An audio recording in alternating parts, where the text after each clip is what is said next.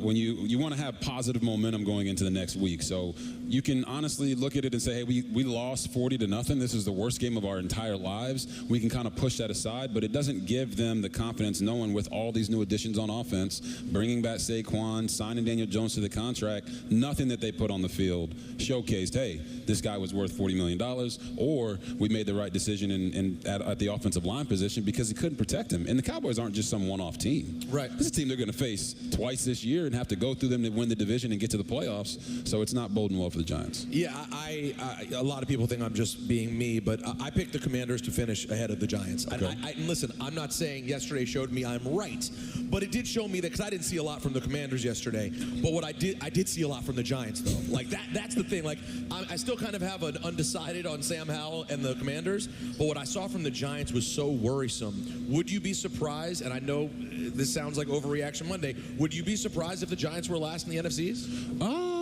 Listen, it's week one and they just lost 40-0. So it's easy to say that they'll finish last in the division, but this division is really strong. And I don't think the Giants are a bad football team. But when you talk about the Commanders, fans have to give Sam Howell some time. Right, I know patience isn't really what we want to do in today's age, but Sam showed he can bounce back from some of the mistakes he made in the first half and close the game out really well. I wouldn't say anyone was confident about Washington moving forward after struggling so much against the Cardinals, who literally just cut their quarterback a few weeks ago in Colt McCoy. Well, I was worried that if they won, they would have cut Dobbs after the game. Because they would have been mad at him, because we're not saying they're trying to take him. No. They just got rid of the guy called McCoy who could win them games. Exactly. Talking with Robert Griffin III here on the Michael Kay Show. So let's talk about tonight. Robert, is this team, the Jet team, as good as people are making them out to be? Man, on paper, they really are. If you the AFC East has run through Buffalo for the last 3 years. They've won it 3 years in a row, went to the AFC Championship game in 2020. And when you look at the two games from last season, they won 20-12 and they lost 20-17. So if you're saying, hey, well, these Buffalo Bills, they were the favorite pick of almost every pundit out there to win the Super Bowl last year, and they struggled against the Jets. Well, now the Jets have added Aaron Rodgers, they've added Dalvin Cook, they've added Alan Lazard, they've added Mecole Hardman, and the defense is pretty much the same. It would make you say, when you're logically thinking, this team is going to be better and they can be a Super Bowl contender. For me, the bottom line is, will the Jets defense relax because they have Aaron Rodgers now? Whereas in the past, they knew they had Zach Wilson, they knew they had Mike White, and they had to play lights out to give themselves a chance. If they don't relax and they show up the same way they did last year, this team could 100% win the Super Bowl. I mean, that's the thing, is that you look at the statistics on a bad team. I always do that.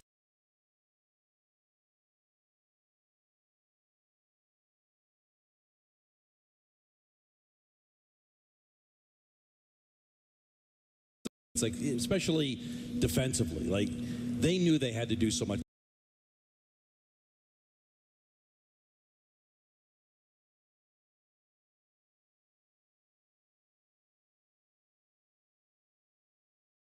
They spent so much time on the field, so that's the positive way of, well, they shouldn't spend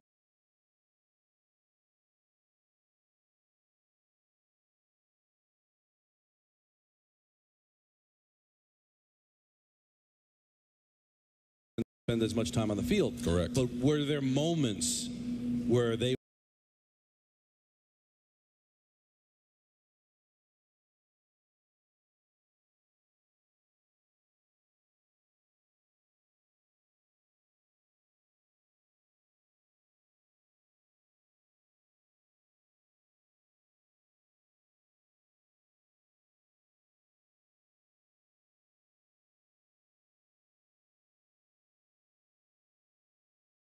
Using Warby Parker's virtual try-on is so lifelike, so realistic, that you might not even be able to tell what's real from what's virtual.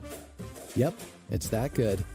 Virtually try on hundreds of styles in the Warby Parker app. He's not going to be on his back. No. He's going to be killing plays. You'll just see him killing plays Yes. if they do not give him the time. Yes. Have you seen anything from him? Obviously, last year we know he was dealing with stuff with the hand. Have you seen anything that lets you think he started to slow down, or is he still fully Aaron Rodgers to you? No, it's just like some of the nicks and bumps that are happening to him later on in his career. That it's just an accumulation of the hits. If you look at his touchdown to interception ratio with Nathaniel Hackett as his coordinator in Green Bay, with play action, 37-1. I don't think you can find another guy in the league that's got a number that drastic.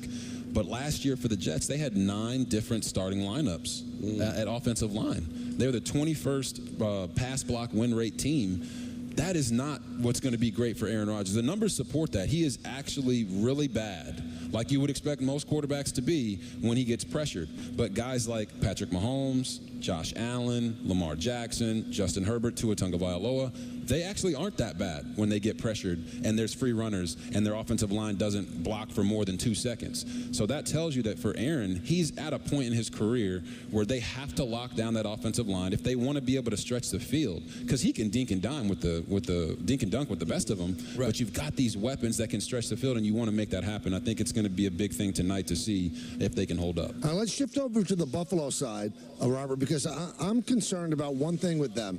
Is there a problem between Diggs and Allen? And we just had Joe Buck on. He said, I think it's okay, but there's a lot of smoke there. And when there's smoke, there has to be some fire. What do you think's going on there?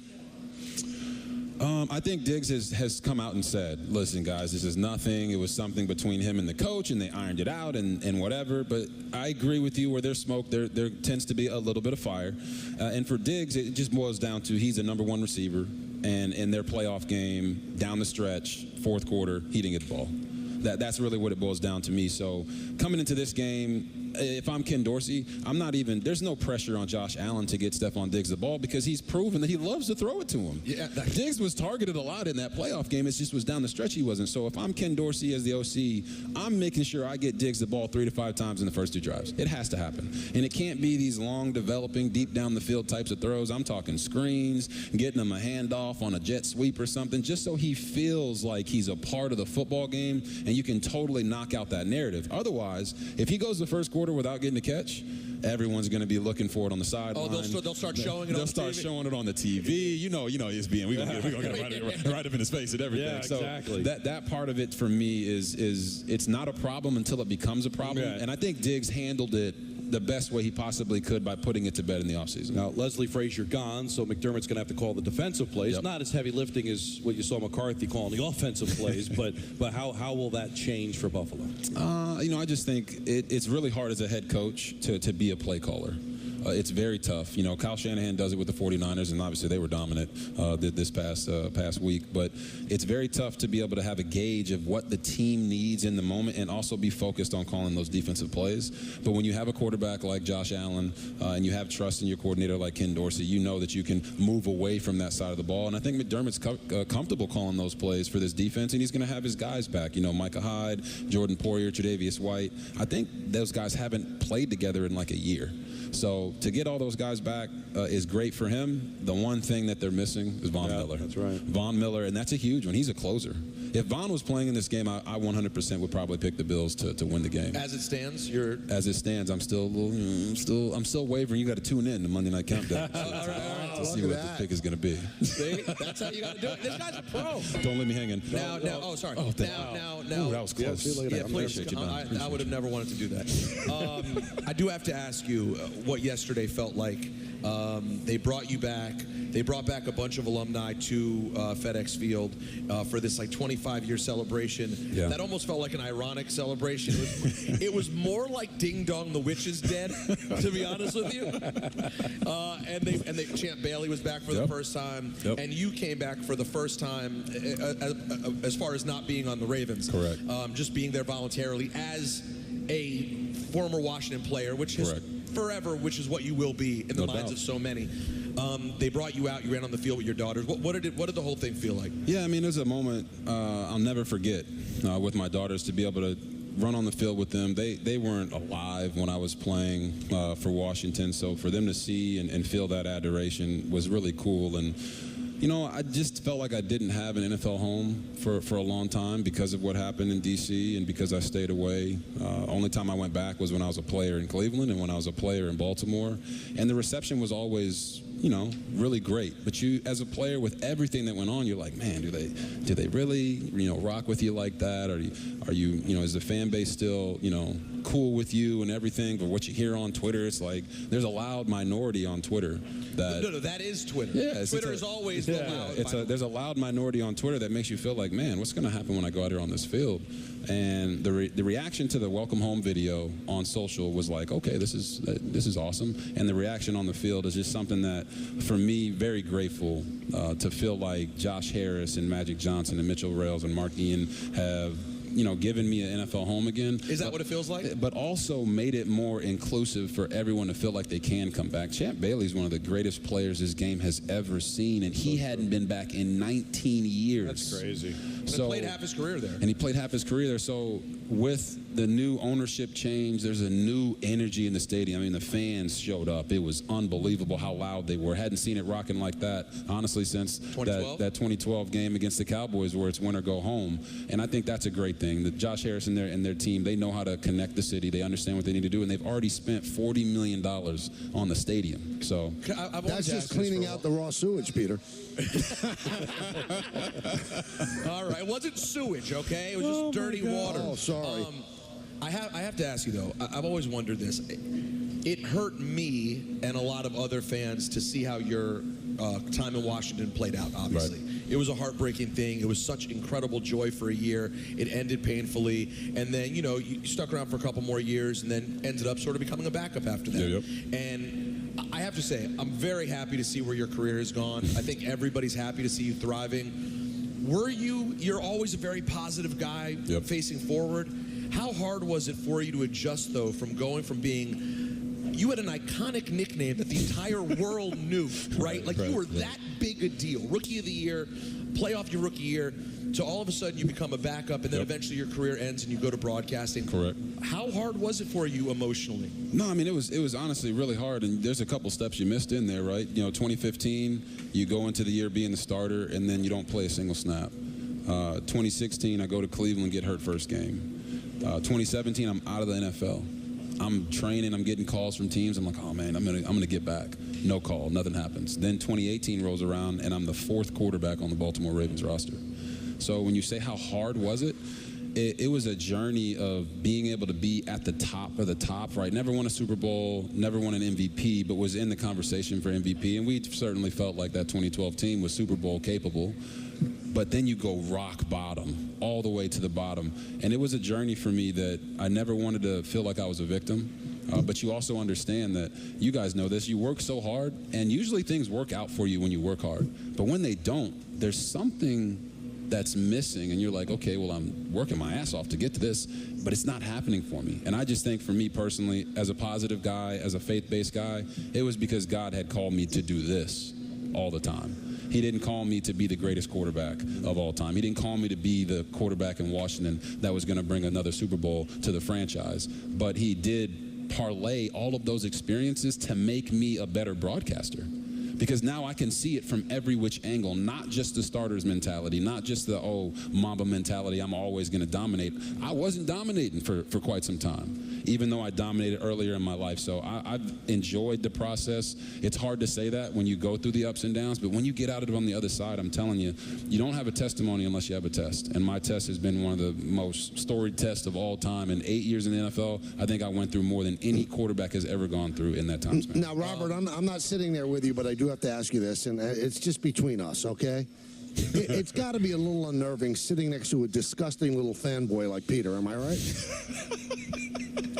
I get this every. Listen, he's not a fanboy. He's just giving his opinion, as an analyst. Yeah, I'll play along. I'd love to do some WWE with my man here. You want to? Listen, I'll bring you. You want to come into a WWE come event on, and do we got to something? make that happen. We got to make. Say less, Robert. Listen, I ripped my pants on national TV doing a frog splash into a body of water in Seattle, Washington. So, maybe I get in the ring, or maybe we just do some stuff on the mic. Who knows? All right, let me ask you one hard question. I haven't heard asked to you, but it popped in my head. How's your relationship with Kirk Cousins? Great. Are you guys friendly? Yeah. Me and Kirk was at the Pro Bowl last year, and I covered the Pro Bowl. Me, Marcus Spears, and Ryan Clark, who will be on Monday Night Countdown later.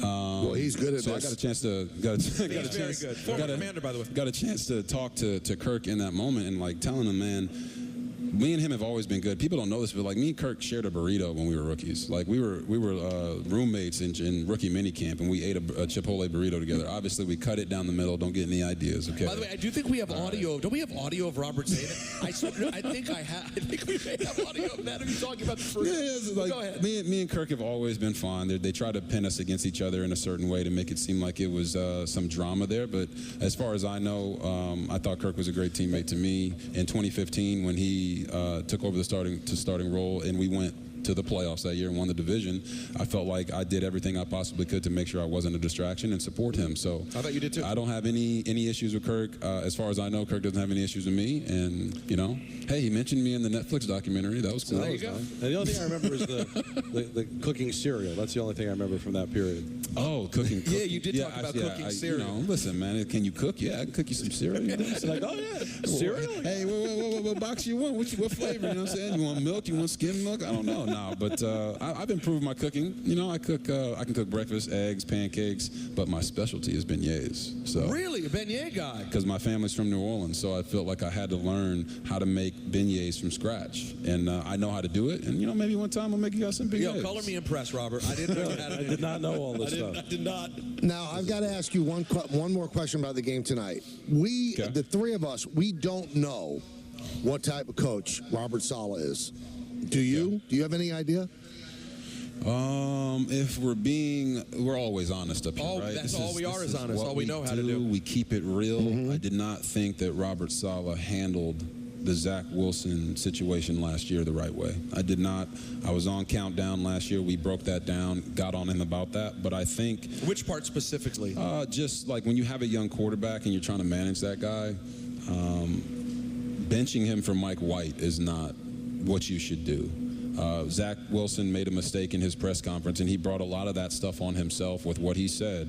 But as the coach, you support that guy in the public, because if you don't support him, your team isn't going to support him. And that's exactly what we saw last year. The team did not support him, and they wore shirts with Mike White's face on it, and it was like, this is unbelievable. But to Robert Saleh's credit, since Aaron Rodgers has gotten in the building, I feel like he's done an amazing job.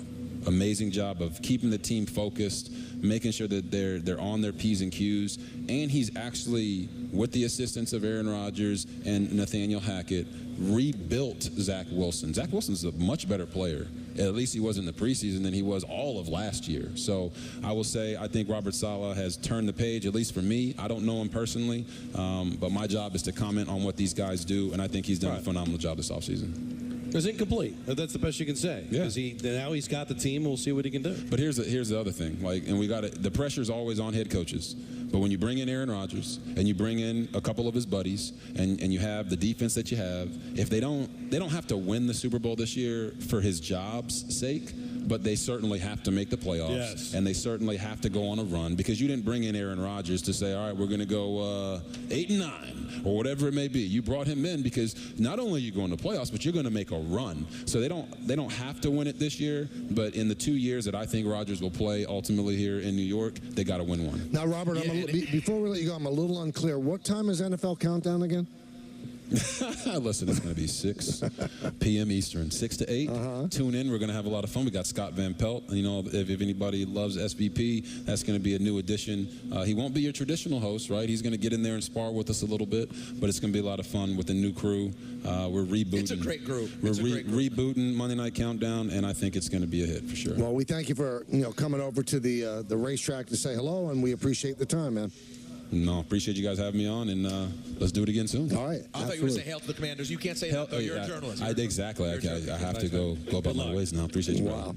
That's the Monday Night Preview brought to you by Jackpocket. Powerball is $522 million. Mega Millions is $141 million. Play official state lottery games on your phone with Jackpocket. Download the Jackpocket app and get your first ticket free using code ESPN. You have to be 18 or older, and if you have a gambling problem in New York, call 1-877-HOPE-NY or text HOPE-NY. In New Jersey, call 1-800-GAMBLER. See jackpocket.com/TOS for terms.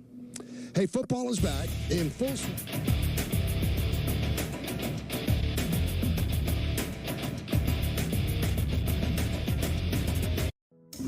If we weren't proud of the craftsmanship and level of detail that go into every pair of Warby Parker glasses, well, we probably wouldn't show you how they're made, including this part, which is our favorite. Wow. And this is also great. Each pair comes standard with lenses that are scratch-resistant, anti-reflective, and UV protective.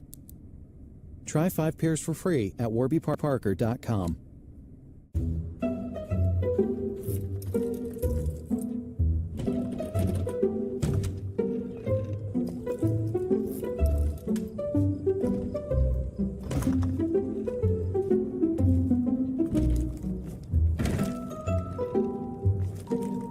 There's an easier way. From little fixes to big projects, taking care of your home is easy with Thumbtack. Download the Thumbtack app and start caring for your home today.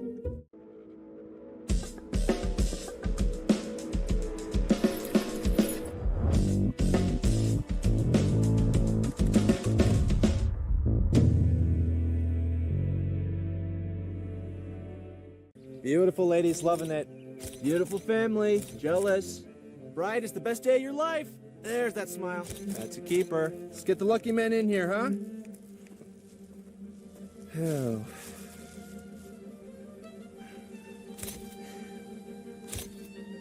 All right, we got it. Groomsmen. Okay. Some days are just too important for a trashy suit. Rent from theblacktux.com. Welcome to the Aura Sleep Lab. You need a bit more deep sleep. Getting enough high-quality sleep increases immunity. Why? Because sleep helps fend off sickness. A good night's sleep boosts your number of infection-fighting antibodies and cells. And with your Aura Ring, you can learn how to sleep deep and keep your immunity up. It's like having a sleep lab on your finger. Go to sleep with auraring.com. Friends have been telling friends about Colonial Penn Guaranteed Acceptance Whole Life Insurance for more than 50 years, and with good reason. If you're between the age of 50 and 85, it's a sure thing. Your acceptance is guaranteed because full benefits are not paid in the first 2 years. And the price? Options start at $9.95 a month, less than 35 cents a day. With Colonial Penn, your rate is another sure thing. It will never increase. And you should know this coverage can last a lifetime. Call today, 1-800-290-3100. We just shipped our millionth monthly coffee subscription box. We're sending custom thank you gifts to everyone on our team who helped us get there. I had to call Eric at Custom Ink. Custom Ink has been with us from the beginning, and he makes sure that we get everything we need and even reminds us of our own company milestones. This milestone, though, I get to tell him about. He is every bit as excited as we are and knows great quality products we can customize and send for the gifts. Celebrate all your milestones with custom gear. Get started today at customink.com. This is Lucas. No! You're cheating? You're cheating, bro. You could use some focus. You get good. No, you get good. To make things go off without a hitch, turn to Alpha Brain. It's not hard to get. I mean, you know how to shop. Get Alpha Brain. Focus where it matters most. 10 years ago, we started Untuck It out of my apartment, and today we have more than 80 stores worldwide. It's been quite a journey. We didn't just create shirts designed to be worn untucked, we perfected them. With great fabrics and design at the perfect untucked length, so you can look sharp in this new business comfortable world. Just look for our signature sale. Untuck It, 10 years in the making, and we're nowhere close to stopping. Visit untuckit.com or your nearest store today. Ma, are you sure you don't want to go bowling with us tonight? Yeah, no. There's my little marzipan. Oh, my daughter gives the best hugs. We're just passing through on our way to the Jazz Jamboree. And we wanted to thank America's #1 motorcycle insurer for saving us money. Mara, your parents are exactly like me. I know, right? Well, cherish your friends and loved ones. Let's roll, Daddy-O. Let's boogie woogie. With Chevy Silverado and Silverado HD, you can take on the mountains, or you can move them.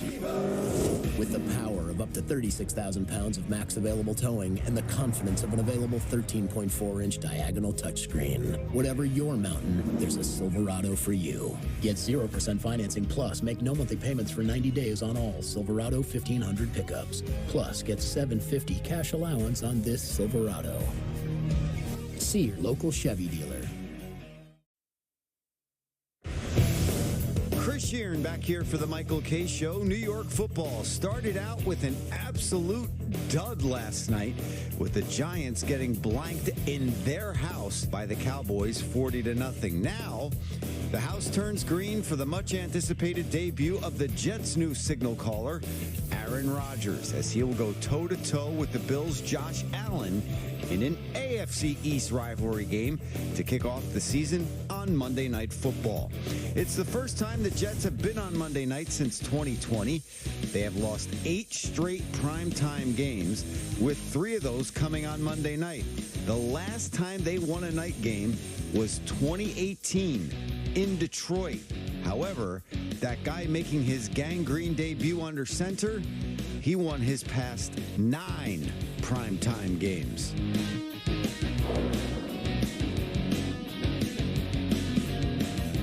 Austin Wells will catch. Anthony Volpe plays short. Jake Bowers at left. Oswaldo Cabrera at third. And Esteban Florio finally called up. He's in center field batting ninth, replacing Jason Dominguez. And everyone was shocked yesterday when it was revealed that he had torn the UCL in his elbow and would have to go and undergo Tommy John surgery. So we'll talk about that a little bit later on. That's tonight's Yankees starting lineup, brought to you by Bigelow Tea. Bigelow Tea is a proud supporter of the Michael K. Show and the official hot tea of the New York Yankees. And Corona, enjoy the finer life of sports. Corona, the official cerveza of Major League Baseball. Well, I didn't talk to Don and Peter about this, nor did I ask permission, but it is something that I just feel that if you're going to turn on this show, that you have to trust me.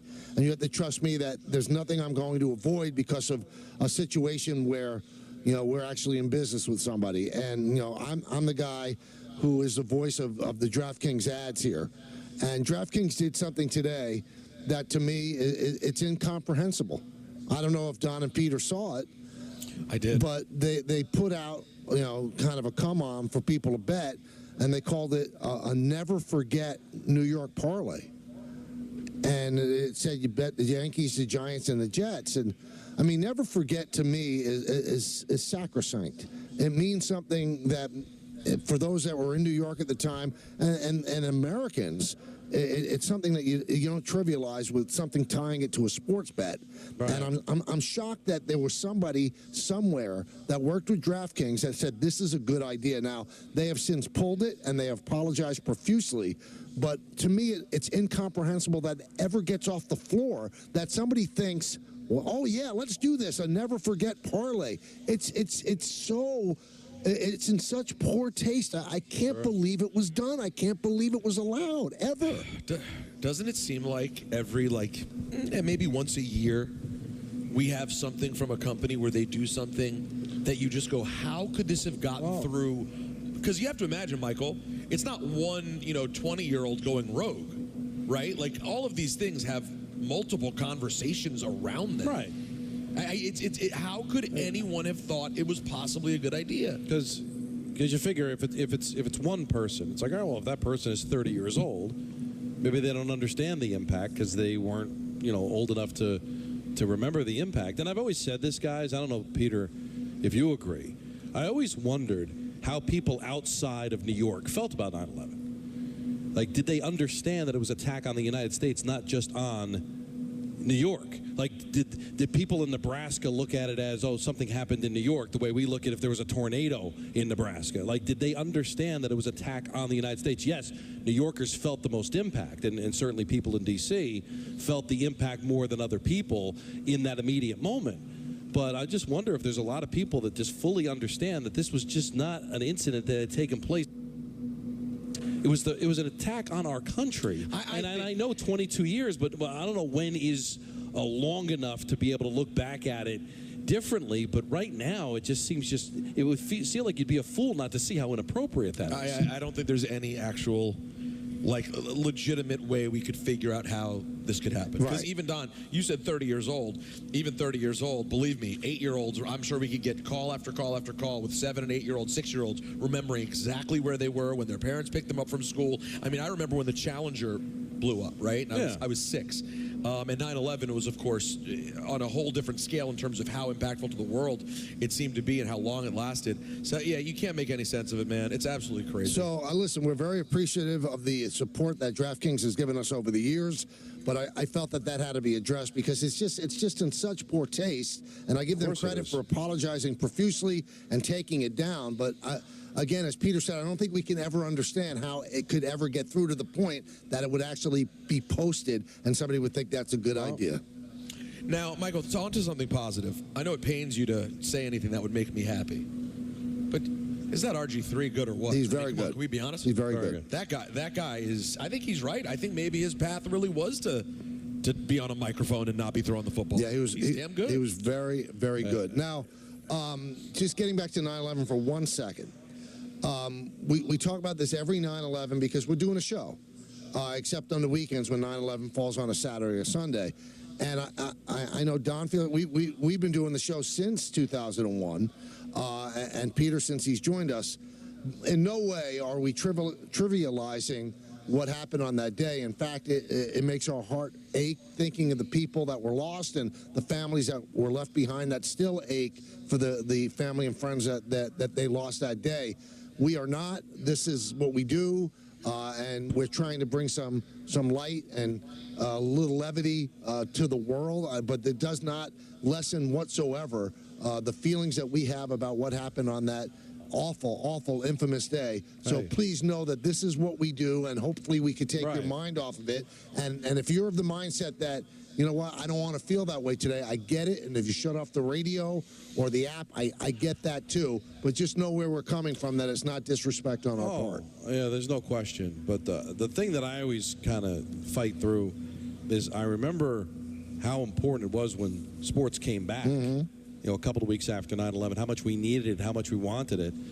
And the reason that I celebrate what we do on 9/11 is that they were trying to bring us as a country down. And it's a reminder on how ultimately they failed, that we were able to build ourselves back up, and we were able to not move on in the sense of ever forgetting what happened, but you know, they wanted to do way more damage to us in the future than they ever came close to doing. So we were able to pick ourselves back up, march on, never forget, always reminded of it, but also to show everybody that, you know, they couldn't stop us from being what we do and the things that we love and who we are as Americans, and that always should be remembered and celebrated as well. Yeah, I was in College Park in my 5th year at Maryland, getting that extra year in. Sure. My brother was living in Manhattan, and yeah, I mean the entire day is etched into my brain perfectly. You know what I did?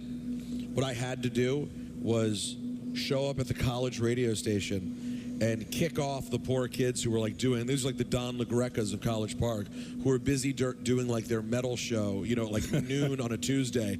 And of course, I'm the senior guy there who's like been there 5 years. And I just showed up and I'm like, we have to get on the radio and talk about what's happening. This is the craziest thing that's ever happened, and we need to like talk. And my brother called in for like an hour from New York describing the scene. It was, yeah, never forget. It's not hyperbolic. You will truly never forget. Oh, the people that lived through it. Our station was a week old, Michael, and you know we were off the air for a couple of weeks after it happened because we ended up having ABC simulcast on 1050 at the time to be able to give information because there was still so much going on. You guys were at Penn Station? Yes, we were at Penn Station. I was in the city until 4 o'clock in the morning because the Giants had played the Broncos Monday Night Football the day before 9/11. And I was doing updates at the time, and I had to wait for Lee Frank, the stringer, to send the sound. And he didn't send it, and by the time I cut it and put the overnight stuff on, I like left the city at 4 o'clock in the morning, just a few hours before it all happened. And I slept through the first plane, and I remember getting a call from Nancy saying a plane hit one of the towers, and then turning on the TV and just watching what I can't even put into words what anybody could have possibly been feeling at that time. It was almost like you were watching something surreal that you'd never see. It felt like you were like watching a movie, but you knew it wasn't a movie, and you didn't know what was going to happen next. And it just to see all that transpire, I don't know. You're going through it, Michael. Nancy and I had a conversation. What do we tell our children about 9/11. Like, eventually, we're going to have to explain to them. They're too young to understand it now. At least my twins are. But I'm not sure how I'm ever going to be able to put in proper perspective of what the heck I was even feeling at that moment. I imagine it will, and again, totally different event. 3,000 lives lost. It's just its own tragedy. But I imagine it will play to them sort of the way my parents explained the day of the Kennedy assassination, right? Like this, that you can't understand if you weren't there. It won't make sense to your kids the way we processed it. Because at first we're all going, oh, I think it was just an accident. One plane hit the World Trade Center. That's crazy. And I remember thinking, oh, it must have been like a miniature plane, right? It couldn't have been a full size. Like, our brains were not able. We couldn't see, of course, the future and what was happening. So I don't think they'll ever be able to understand it in the way that those of us who were living through that time and watched it did. But I think it's important. On Hot 97 this morning, 8:46. We always do a moment of silence every year at that time, and I just think it's important that even if it's not, it was 20 years a couple of years ago, even though it's, quote, an off year, to always spend some time talking about this day, especially in this city. Let's go back to the phones or more mundane sports, and let's go to Tom and Brick. Tom. Guys, you guys are spectacular how you cover everything. But I'll tell you, I went through agony and ecstasy watching my Yankees. But I am a giant Yankee fan. But more than that, guys, I'm a New York fan. Period. One of our teams is playing for a championship. I don't care. It's tiddlywinks. I'm New York. And you know what? Last night, the Giants, I know this guy's a good coach, but he did not have them prepared. Period. They were cold, flat cold. I hope he learned from it. I hope he learned, because it was only one game. One game. But sometimes one game just resonates too much just to say one game. It's 40-0. It's another loss to the Dallas Cowboys. What is it, 1-12 in the last 13 meetings against them? I'm tired of people saying it's just one game. What about last year against Philadelphia? What about all the losses within the division? Michael, I just think it's kind of a cop-out to say, oh, it's just one game. Yeah, they could turn around and win the next 16 in a row. Let's see. Let's see that happen. But right now, I'm sorry, it's a gut punch, and you got to feel it. Explaining it away to me is just maybe therapy for you to be able to fight through it. I think it's devastating to this organization what happened last night. Griffin in Connecticut. Griffin. Hello, Griffin. Griffin. Come on. Come on, you're not new to this. Let's go. Oh, no, and he went to him early, too. And now... Well, early-ish. Early at Jay's for him, yeah. He's also, I mean, he's gone, but he had taken issue with you and Peter. What do you mean? Did we say something about the Saints? I don't know, but he said, I don't like them taking shots at me. Then, you know... taking shots? That was what the comments said? Yeah. At the Saints, you and the Saints. Yeah. He doesn't like it. He doesn't like you two. He likes me.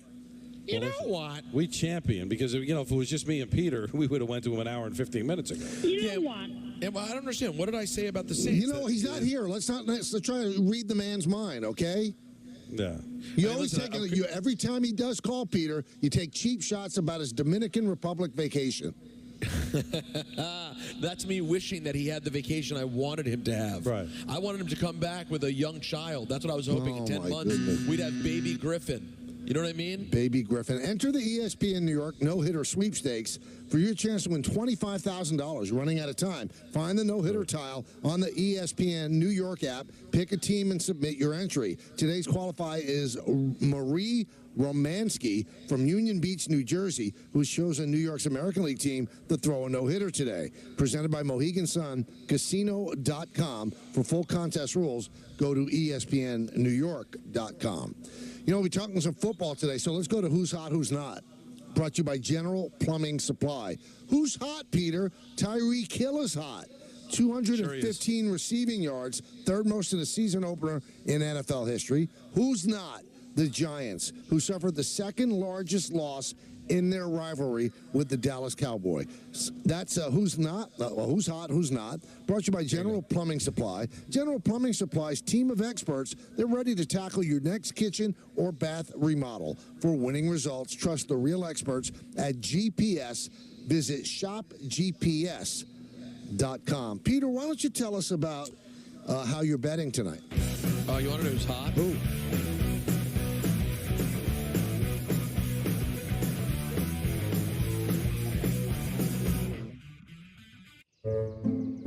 Welcome to the Aura Sleep Lab. You need a bit more deep sleep.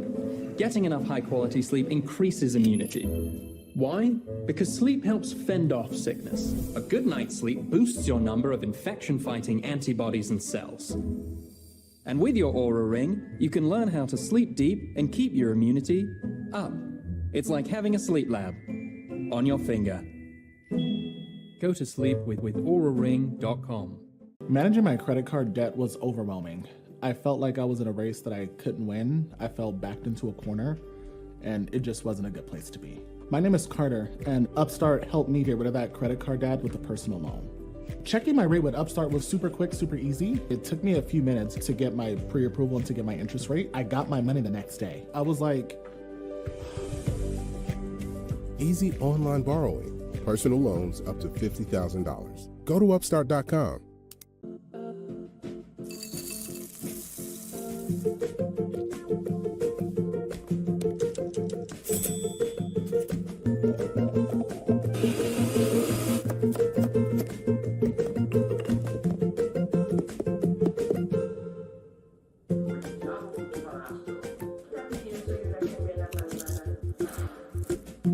Everything you love from ShopRite is now in your phone on Instacart. Get free delivery on your first order. Startups move fast. You need a bank that can keep up. I love how easy it is to use. The design, in general. The interface is incredibly user-friendly. The ability to easily see all of the transactions and search the history of them. I really like the analytics that you see on the dashboard. It's like seeing your business in HD. Getting started was maybe one of the most delightful onboarding experiences I've had. I can just log in, send a wire, check my balance, and move on with my life. With ButcherBox, you never have to worry about what's for dinner. We deliver grass-fed beef, organic free-range chicken, humanely raised pork, wild-caught seafood, and so much more. Get high-quality meat sourced from trusted partners with free shipping always. So you can always be prepared and enjoy the important things. Sign up for ButcherBox today.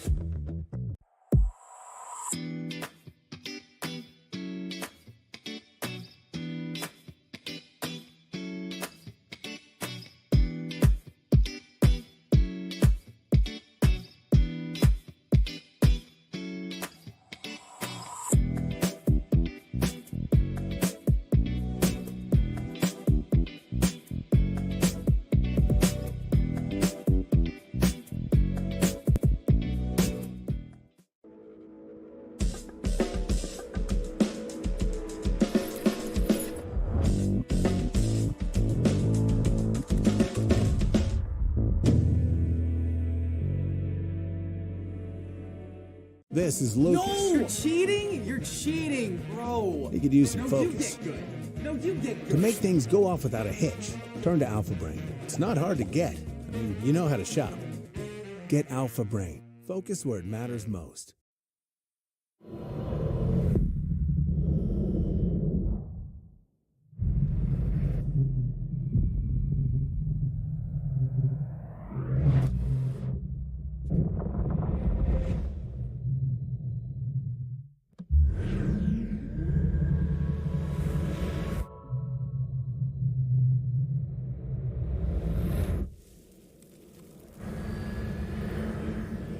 Kia, movement that inspires. When I hit 80, I needed help around the home. A friend of mine told me to call Freedom Care, and they'll pay my granddaughter to take care of me. Funded by Medicaid, Freedom Care allows people to choose who provides their care, and the caregiver gets paid instantly after their shift. Life is sweeter with her around. Nana gave me so much joy as a child. Now it's my turn to return the love. Call now to find out benefits and pay and how fast you can get started. At Nutro, we believe in growing healthy dogs. Our nutritious food is made with high-quality, natural ingredients to help dogs live full and active lives. Let's grow healthy dogs. It's the final game, folks. This one wins the series. Struck out with the cheap seats? Important things aren't worth compromising. At Farmers, we offer both quality insurance and great savings. Here, Take mine. We are farmers. Bum, bum, bum, bum, bum, bum. Hello, blue skies, no trim moonlights, touch of sunshine. Come along for the ride. It's your journey. Own every mile in the Hyundai Tucson with America's best warranty. Now, get 2.99% APR for 60 months or up to $1,500 total savings on the Tucson. See your local Hyundai dealer today. My brother Joe and I lived right across the state line from each other. We worked our whole lives here. So when he got mesothelioma from working in the yards, we knew who could help. Whites and Luxembourg. Their results and experience are hard to match. Now, Joe's wife and kids are taken care of. I'll never regret making that call as soon as I did.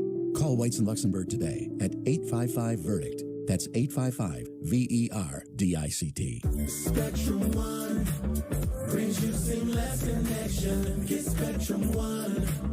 You won't be stressing with our fastest download speeds. Advanced Wi-Fi security. Free nationwide 5G. Call 1-844. It's the one. Hey, the song ain't done. Let me tell you a little bit about Spectrum One. No diggity, doubt the best deal in town. $49.99, how that sound? Get Spectrum One for $49.99 a month. Call 1-844. It's the one.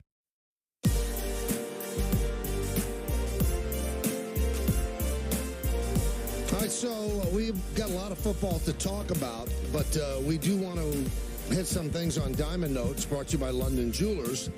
Just an incredible Yankee game yesterday. Wow, so odd. Garrett Cole pitched 7 great innings, shutout. Corbin Burns pitched a no-hitter over 8. The Yankees were no-hit through 10 1/3 innings before Oswaldo Cabrera hit a double down the right field line to break it up. Then the Yankees ended up winning the game on a walk-off, a big home run by Stanton.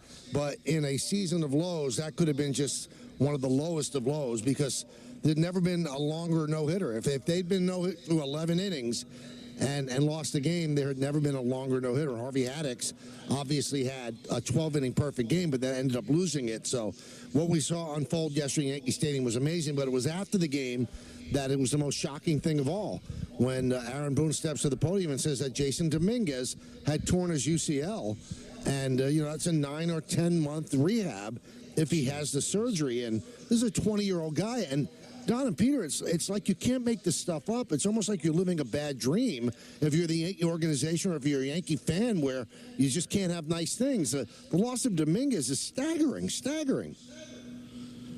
I just couldn't believe it when I saw it. Like, you can't have nice things. Now, he won't be out as long as a pitcher who has Tommy John. I guess Harper came back 6 months later, and that was unbelievable. But he DH'd and played first base.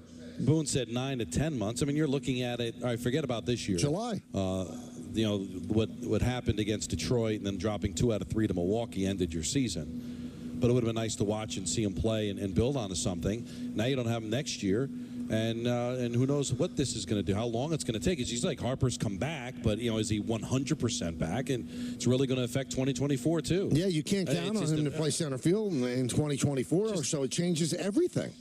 Just an unbelievable season. Because now you start to think, Michael, after are you guaranteed to come out of last place? Are you guaranteed to finish above 500 after dropping 2 out of 3 to Milwaukee? We'll see what happens at Fenway, but just really felt that at least this year we're going to be able to see the kids play, watch this kid play, and at least stake some claim to being the starting center fielder next year. And now, as you said, that's in jeopardy of not going to happen at all. And you hope he can get back to what he was. Yeah, awful. It's so bad. Just awful. It is so. The one of the only things you could feel good about at the end of this season has been completely destroyed. Yeah. Yep. And a 20-year-old kid, too. So very, very. And he started feeling it in Houston. So he was at the big leagues for 1 or 2 days. He started feeling his elbow start to bark, and they were doing treatment on it. And then he was taking batting practice yesterday. He couldn't drive the ball. So they finally ran, the test that you have to run and you try to avoid, and it showed he had a torn UCL, which is awful. Esteban Florial called up. He's in the lineup today, so he's had a great year at AAA. Josh Donaldson called up by the Milwaukee Brewers, so he just misses the Yankee series at Yankee Stadium, so he's called up. And this is something Met fans are not going to like. Don, you talk about bad Met trades in their history. Pete Crow Armstrong is one of the best young players, one of the best prospects in all of Major League Baseball. The Cubs called him up today for their stretch run over the final 3 weeks. This is the guy they, for some reason, traded for 2 months of Javier Baez. No. And this guy's going to be an absolute star. Everybody I talk to, he's that good. And the Mets are going to have to watch him maybe help the Cubs make the postseason. And these are the type of players that the Mets are looking to have in their farm system. They gave him up for Javi Baez. That's what happens, Michael, when you're chasing after it and it doesn't happen, and then all these kids come up. It's chapter and verse. Really, both teams, but especially for the Mets, who, when Cohen took over, he said the first thing he wanted to do, outside of winning, of course, was to rebuild the farm system. Why do you think they need to rebuild it? Brutal. Just brutal. Those are Diamond Notes brought to you by London Jewelers, the engagement experts. Visit London Jewelers today at any of their 7 locations, including the newest location at the mall at Short Hills. 1-800-919-3776. Let's go to Danny in Long Island. Danny. Hi, Danny. Hi, boys. If I wasn't feeling bad enough about yesterday and today's anniversary, thanks for reminding me that the Mets are just completely clueless. It's funny, you talk about educating people and having not lived through that. I'll just give you a short story. My mother was a big fan of Jackie Kennedy, and there was a movie called Parkland that was on the other day, and my mother came over, we were watching it. Zac Efron was the emergency room doctor who, all of a sudden, at 27 years old, had the president roll in. It was very realistic. It was very graphic. My mother was having a physical reaction to watching. I watched her squirm in her seat. My son sitting next to her was irrelevant. He was watching it, but he wasn't feeling it like my mother. I said, I wish I didn't show this movie, because she lived through that. She can feel it in her bones like we can feel 9/11. And I think of this little boy who was on my son's soccer team. I was coaching soccer at the time, because despite my present physical appearance, I used to play soccer up through high school. And he had a business father on the sidelines at the practice. He was in business clothes. I was running around like a maniac, probably. I was in my young 30s. And then all of a sudden, the season got canceled for a while. The season renewed. And 3 or 4 weeks later, we had a game, and he was standing there with his mother on the sideline. I said, hey, I don't see your dad here anymore.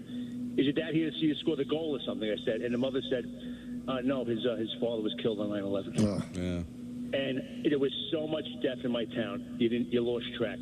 All the firemen, the cops, the workers. And I think of that boy, because if I tell you how they standing next to the sideline with my son, how much his life changed from that moment. That my son is now married with 3 kids and a success. It breaks my heart every day. I think of that kid among everybody else, because the 9/11 first responders, we signed up for it. We signed up for it. I feel bad for it, but as my father would say, some days is your day to die. He meant it. My father was a professional every sense of the word. But that's the way I think. Now, Don, on a much lighter note, you won the day today with that graphic description. And I swear on all that's holy, I said that the Giants and the Steelers were the NFL version of a transatlantic flight with diarrhea. Whatever happened on that plane last week, that's what the Jets and Steelers did yesterday. The 2 of the worst teams in football on Sunday were the Steelers and the Giants, no question.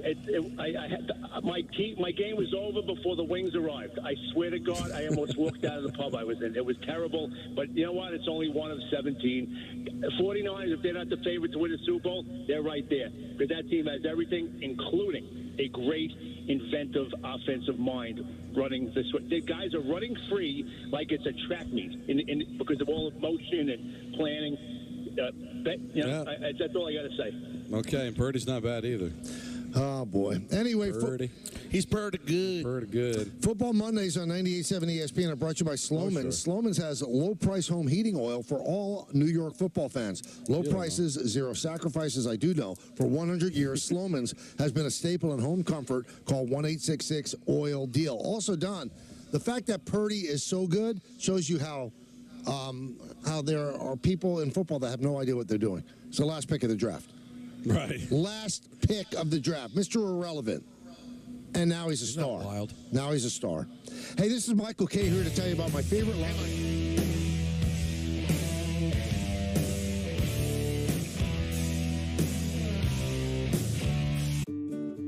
We just signed the lease on our 3rd shop. I guess we're a chain now, right? We've worked so hard to get here. My assistant went to customink.com to get our new uniforms and merch with all the location names. Our custom gear helps him get our brand out into the community. He takes care of all of our custom ink orders. he was able to find great products, upload the new art, and have boxes sent directly to each of the shops. Custom Ink makes it so easy. Get started today at customink.com.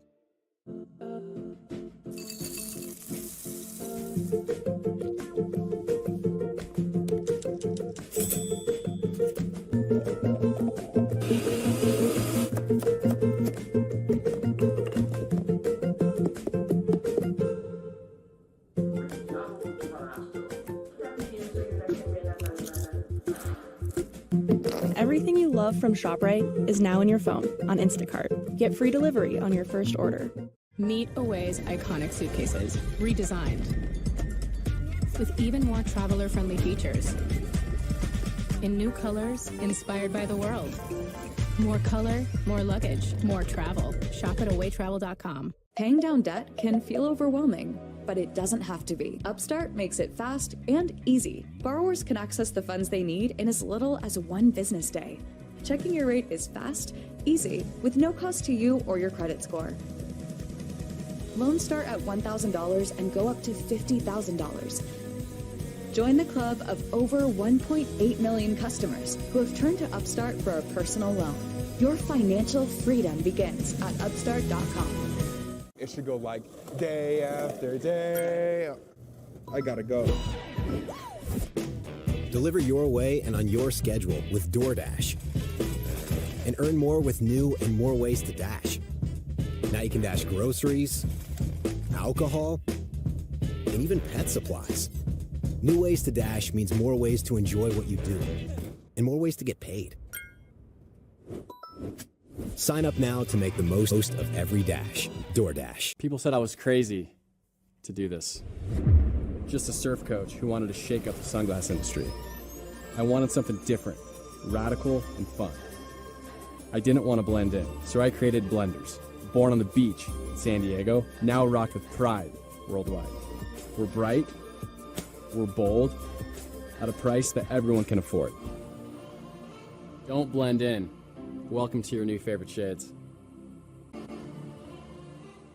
The most important tool on any job site in America is the one you wear on your feet for 40 hours a week. Wait, what? My name is Eric Gerard. I started Brunt Workwear in my garage for my buddies in the trades. The modern construction worker has different needs than they did 100 years ago. That's why at Brunt, our gear is designed by workers for workers with premium technologies like triple layer comfort, slip and oil resistant soles, and a triple layer waterproofing system. Go online for free shipping and try any of our gear on the job for 30 days risk-free. This is Alpha Brain. If your gym workouts lack focus, Alpha Brain is there for support. Look, it's not hard to get, all right? You know how to shop. If you've got a lot going on or need to think clearly, get Alpha Brain by Onnit. Get focused now. 9% APR for 48 months on a new 2023 Highlander or RAV4. Find yours at Toyota.com. Toyota. Let's go places. When you support City Harvest, you feed hope, love, and joy. You feed confidence, community, and comfort. You feed health, strength, and spirit. When you support City Harvest, you do more than just provide hundreds of millions of pounds of food to millions of hungry New Yorkers. When you support City Harvest, you feed good. All right, it's a big football Monday, and we've got the Jets and the Bills right here on 98.7. Our coverage begins at 6:15, so our show is a little bit shorter, just a couple of minutes today as we go to the Jets pregame. Yeah, ENN's going to be tough. We'll have time for intros, basically. You know what I mean? How is the FanDuel Sportsbook? Oh, my God, the scene. We're bombarded. There's so many people here beating down our doors. But no, to the people who are here, hi, we're waving, we're talking. I'm going to make sure I come say hello to everyone during the next break or two. Why are you all dressed up today? That's what I'd like to know. Good question. Well, you know, it's funny you say that because Greek wrote me and asked if I was auditioning for something. Yeah, because you're looking at the camera at the right time. What's going on?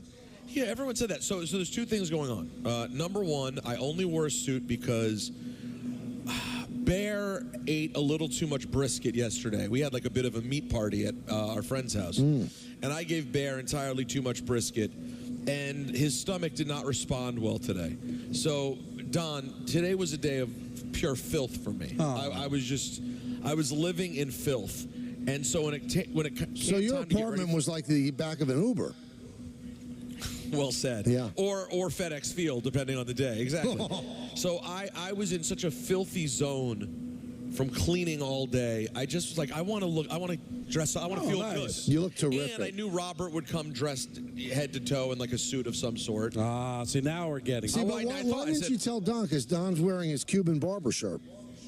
He looks nice. What is Don? Don already has to wear a suit very often for Rangers games and things of that nature. And you guys remember a few years ago when I had like a 6-month run of dressing up a lot for the show? Right. You remember that? I'm considering going back. Now that summer's over, my excuse is sort of dead. Because I'll be honest, the idea of when it's 93 degrees outside, putting on a suit is very unappealing. You don't wanna do that, no. But now that we're going to be getting to fall, I may be busting the suits back out again. It may be time. Well, you know what? A Monday Night Football game of this height is the reason That's what to bring. I'm I saying. mean, you're right, Peter, and we've got a great game tonight. Jets and the Bills, at least we think so, because we thought yesterday was going to be a great game, and the Giants got embarrassed. They lost 40 to nothing. I can't. 10 wasn't even in the. That was so generous that you just threw them 10 for no reason. Yeah, because I thought there's no way they could get shut out. So my simple mind gave them 10, but they had 0. And Don, you said it on Friday that the Giants could ill afford to lose this game more than the Jets because the Jets could recover. But you know what? We can't diminish that. This is a big game for the Jets, too. You want to do serious things. You want to win your division. You got to beat the Bills, and you got to beat the Bills at home. So I think there's a lot of pressure on the Jets, too. Wasn't yesterday, though, a great support for the argument that I think Don and I were making last week of, maybe it was Michael, I don't remember, I confused you both. Style does matter in the NFL. I mean, you cannot say there's no difference between, if the Jets were to lose tonight, it's just a battle with them in Buffalo. And Josh Allen goes down the field, they kick a field goal, they win 30-27, and you're bummed out, but you think, we'll get them next time. You can't tell me that doesn't feel light years from losing 40-0 at home. Well, that's why I get frustrated with fans saying, well, it's only one game. All right, well, not every game is created equal. Well, not just fans. I mean, that's what Dable kept saying. Well, Dable's got no choice, right? I understand they got to move on, that they've got games to play, but realistically, as a fan, you can't feel good about it. Now, if the Giants go out there and lose the game 17-14 on a last-second field goal, you're frustrated, you're aggravated, but you're like, all right, we went up against a really good team, played well, came up short, we'll get them next time. Lose 40-0, you're feeling like, how are we going to do anything? Don, if they lost 17-14, there's no doubt that we would have at least been saying something positive today.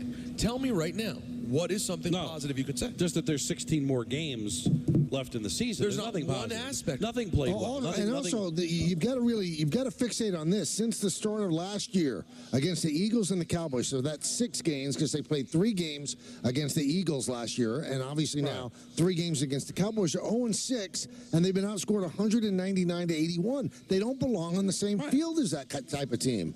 They don't, and that means you're destined for third.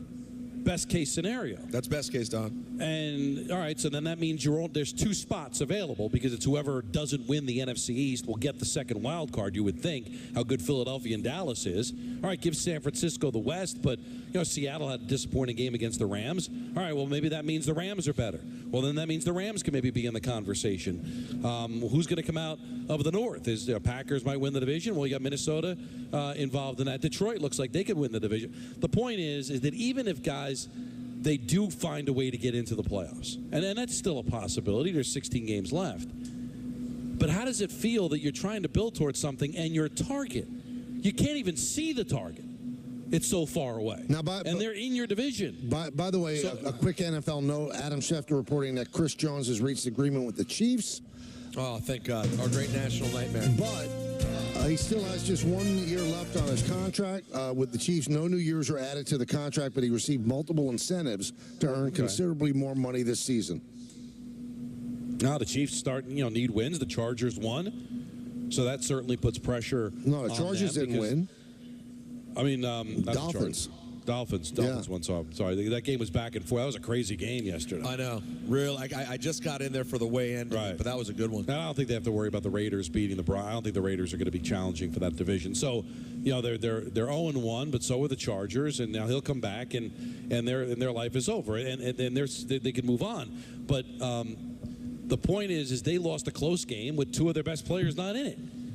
So that's a game where, Kansas City lost on national television, but to a really good Detroit team, and they're going to be able to get back up from the mat because there were some built-in excuses, and they played competitive. You're non-competitive, 40-0 in your own building. There's just no getting over that. So tonight, I think the winner of this game is going to have a distinct advantage of winning the division. Can we all at least agree on that? Rather than living in absolutes, the team that wins tonight is going to have a distinct advantage of at least finishing ahead of the other team. Because let's not forget Miami. They had a huge win, and they've got a chance to still win the division as well. And you know what? The Patriots didn't play poorly yesterday. They were right to the last play. You're right. So maybe if the Patriots are playing somebody than the defending NFC champions, they might actually have a win too. So we'll see how it all works out. But losing divisional games at home hurt. Now, God forbid for a Jet fan, you walk out of this building losing 35-0. It's going to feel a heck of a lot different than if you lose on a last-second field goal. I'm sorry. Style points do matter in the NFL. There's not that many games. In baseball with 162, hockey with 82, you can have a stinker. All right, you get over it. You're going to play in a couple of days. But in the NFL, you only got 17 of them, and you only have 6 in your division. You only get the Bills once in this building. That's it. Miss the opportunity here. There's no other opportunity unless you happen to, face them in the playoffs in your own building. So you don't want to miss these opportunities, and then how you play ultimately is going to determine how you feel about the team moving forward. Can I go back and ask you guys a Giants question? Yeah. Is this like a big question or about the New York Giants? Oh, see what he did there? No, it's a big question about the New York Giants. Oh, see what he did there, Don. See? He spun it around, flipped it, and reversed it. I didn't see the newspapers this morning. I did. I didn't look. Was there, Michael? Was there a lot of heat for Dable for keeping Daniel Jones? Not as much as I thought. I mean, I read the New York Post, and there wasn't. I mean, it was a quick question, but it wasn't like nobody wrote a column. Why would you do this? I mean, okay, let's have some fun here. When it goes 26-0, I get it. It was still early in the third quarter. You can't. I get why you can't bail on them. By the time they got to 33-0, and there was still a lot of time left, with that weather and the fact that they hadn't shown any ability to pick up yardage or God forbid, score a point, and the amount of hits that Jones was taking, Michael, it was like their play was getting called in Tecmo Bowl. He dropped back and just everything collapsed on him, right? Everyone's hitting up and A at the same time. He had no choices. Michael, do you realize how dangerous it was that they kept him in the game in that weather with that defense? I probably would have taken him out maybe a series into the fourth. I mean, the starting quarterback does have to play, but to keep him in as long as he did, it didn't make any sense whatsoever. They were teeing off on him, and then he was taking people out from his offensive line, so he's even making it worse and taking that as weapons. So you could sit down Barkley and you could sit down Waller, but you can't sit down your quarterback. It makes no sense. It almost seemed like he was a saboteur. Yeah. Why would you try to get your quarterback hurt? The second you sit down offensive line starters and your other marquee offensive players, the quarterback Jones has to sit. Has to sit. That to me is crazy, and he's so lucky nothing happened, man. And I mean, you shouldn't be motivated by other games or the press, but I was a little surprised at the reaction that people gave to Joe Burrow sitting. The game was over. So why would you have Burrow play on the road at Cleveland? Cleveland's defense is really, really good. Game's over. He sat, and it's Burrow benched. Like, was he afraid that was going to be a big deal? Like, if Tyrod Taylor came in and threw a couple of touchdown passes, he'd have a quarterback controversy? Was that what he was worried about? Because in real time, I wouldn't think he was being benched. He was trying to protect the guy. Burrow Game's over. It's pouring rain. But where'd you read Burrow benched? They were protecting him. Yeah, but I'm watching Red Zone and like, oh, Burrow benched in Cleveland. Like, but I never thought of it that way. Like, so why would he think of it that way? Nobody would be thinking, oh, Dable benched his quarterback because of poor play. No, you bench him to protect him. His life was in danger, for God's sakes. Peter's right. It was like they knew the play going in. So they were tipping pitches. Like, he had no chance. No chance. There was that makes no sense. And any positive of playing him All right, maybe you get a nice series, something to put under your cap for the Arizona game, or send a message to the rest of the team that he's our captain, he's going out there and he's taking the lumps and the punishment for you. All right, that's somewhat of a positive. But does that overshadow the huge negative today? If we're talking about, God forbid, he suffered a season-ending concussion or broke his leg like Theismann, and your season's then over because now you don't even have your starting quarterback the rest of the year. What you're talking about, Don, is the old risk versus reward. Right. And there was not enough reward to keeping him in the game yesterday. 1-800-919. He should be held accountable. 3776. Let's go to the phones. Tessa in West Caldwell. Tessa. Here we go. Oh my God, it's been a long time. I miss you guys. Work been insane. Yeah. But listen, what I don't understand is everybody smoking dope? I love the Giants. I believe blue. I'm always love them forever. But why are people talking crazy? Like yesterday was so embarrassing and devastating. Like, because it was. Saying, everything was disgusting. Everything was disgusting about yesterday. And I'm just sitting there like, is this a freaking dream? I think I slapped my arm like 4 times before I ran downstairs and screamed. Listen, the O-line was on roller skates. How many years is it going to take us to get a decent O-line? I mean, everything that could have went wrong. I was in my mind like, oh, okay, so everybody that sold their souls on the Giants or something like that, because Satan is definitely running this whole damn game. Dave Ball was so confused, and I just was like, oh my God, I was getting Joe Judge memories. I was like starting to shake. Yeah. I was in the corner sitting there like. Well, it sounds like you're saying both things, though, Tessa. You're saying in one sense, why is everyone making a huge deal about it? In another sense, it was so bad you thought you were dreaming. I'm saying, why is everybody making it seem like it wasn't across the board terrible, garbage, hot trash? People kind of trying to blame one thing. No, every facet of everything was terrible yesterday. Yes. From coaching and everything. But at the end of the day, it does fall on a coach. You knew these guys do twisties on the corner, the edge. You wasn't practicing that? It's the same thing from last year. Well, when I already saw Evan Neal looking like a huge hot statue, I said, it's over. This man is already getting... listen, I just don't understand. Don, my question is this. You knew what this defense was. You telling me you wasn't having your defensive ends do twisties on our O-line? Like, why was they acting so confused like anything was new? Like, I was just so scared for everything yesterday, and I am scared for the season. I don't care. Overreaction. I'm scared Arizona go wild us next week. But, Tessa, do you remember the last time you and I spoke, and if I recall, we got into a huge argument? Because I was making a huge... I love you.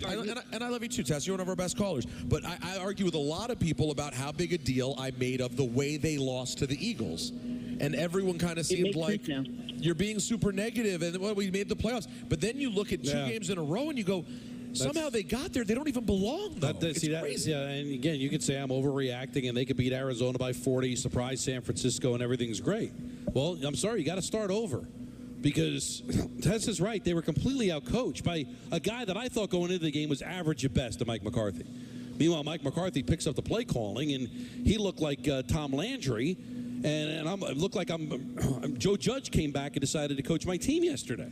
That's what it looked like. And someone made the point. It was RG3. Someone earlier said this. It's true. It's not like Dallas looked like they were doing anything special on offense. They didn't have to do anything.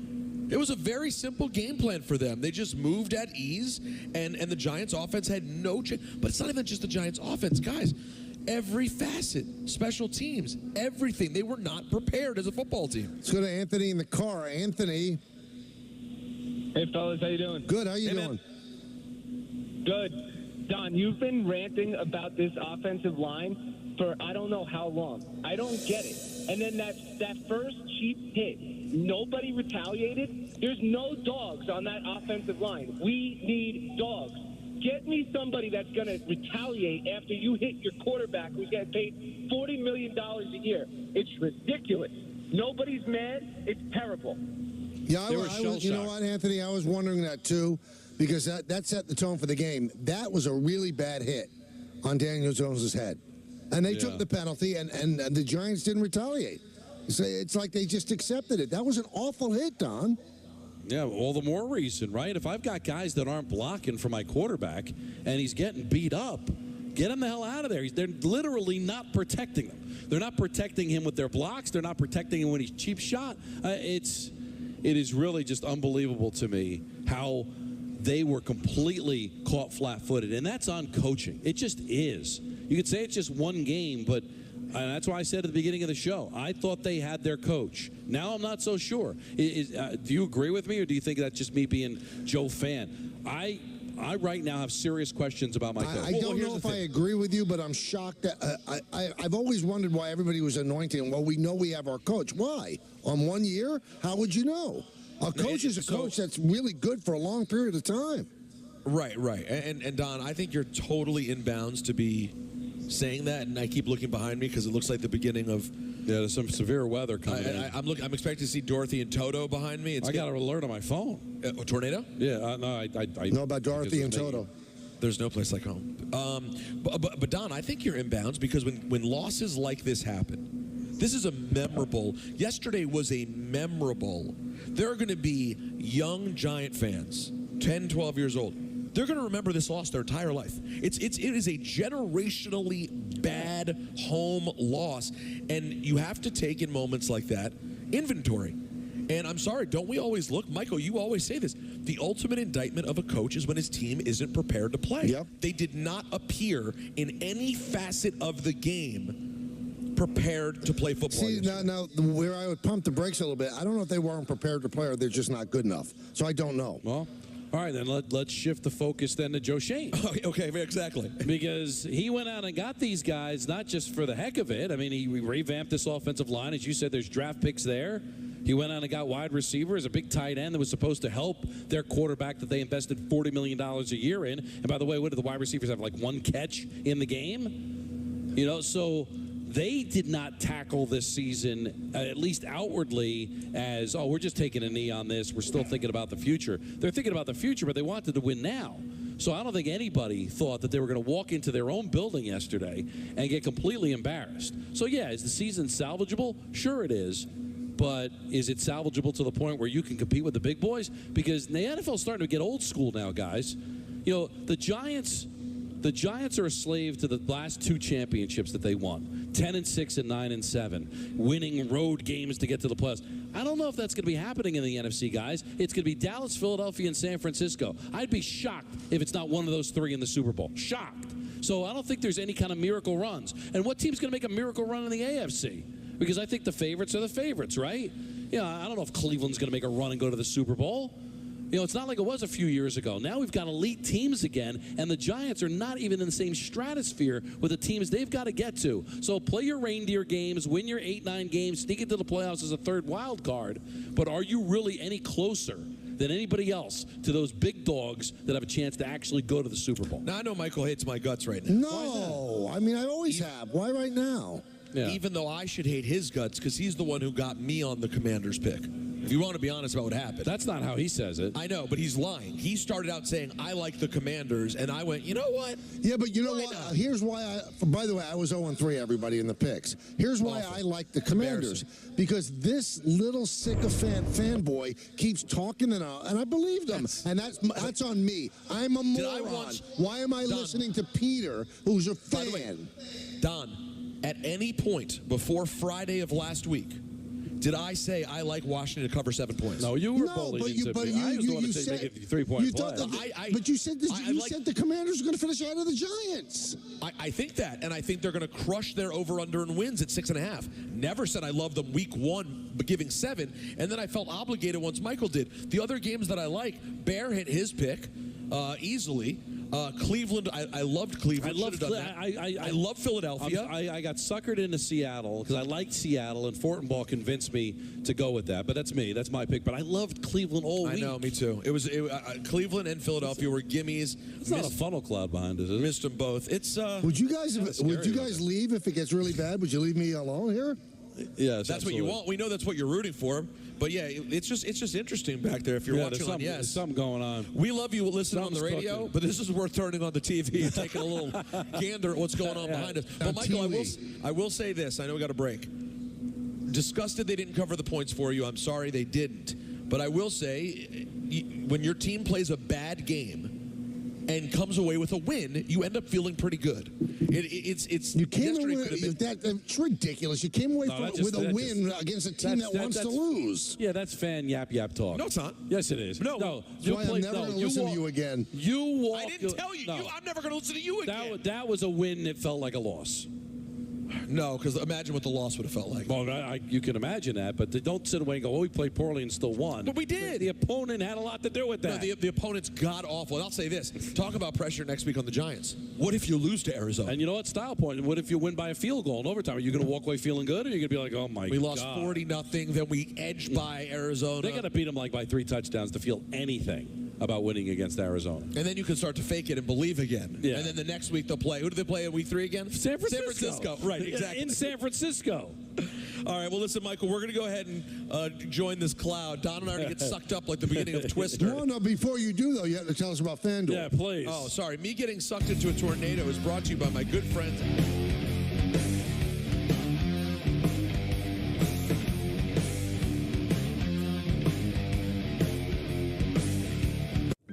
Meet Away's iconic suitcases, redesigned.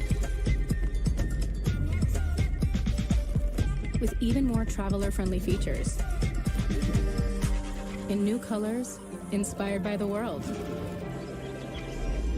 Designed to stand out. Blend in. And look good everywhere you go.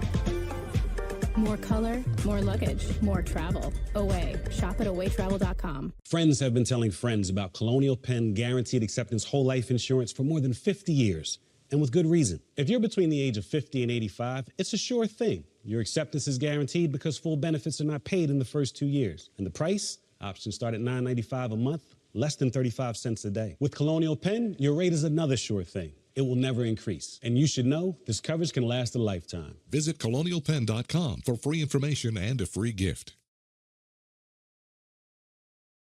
There are a lot of us now, and it means so much when we can all be together, especially when we can do something good, like our yearly service project. We're also running a t-shirt fundraiser through Custom Ink to help raise more money and awareness for the cause. Our t-shirt fundraiser with Custom Ink makes it easy to share our campaign and help our community, and their design services team helped us get a design we love. I'm proud that we can make a difference together as a community. Come together for a cause. Get started today at customink.com. The path to business success is often unpredictable. Managing your bank account doesn't need to be. Find your flow with powerfully smooth banking that keeps you focused on bringing your vision to life. The simplest decision is often the right one. Introducing IO, the company credit card that offers 1.5% cash back on everything and streamlines card management. Having those high interest credit cards, it felt unmanageable. My name is Belinda, and with Upstart, I was able to save money with a personal loan. From the moment that I checked my rate to getting that approval was just a few minutes. I felt relieved having the funds in my account so quickly. I was able to turn all of those, big payments into one small payment, and I was able to breathe.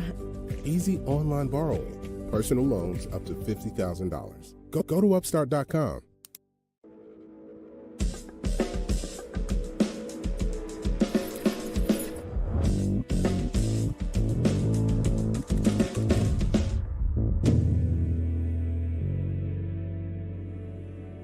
People said I was crazy to do this. Just a surf coach who wanted to shake up the sunglass industry. I wanted something different, radical, and fun.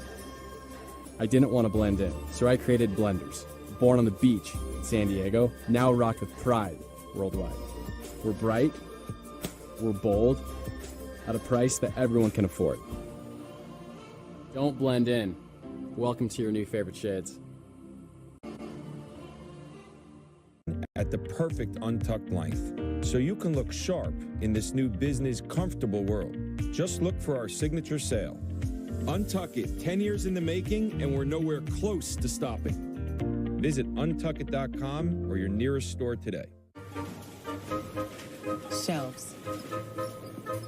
Shelves that know what taste buds want. Shelves smart enough to see, sense, react, restock.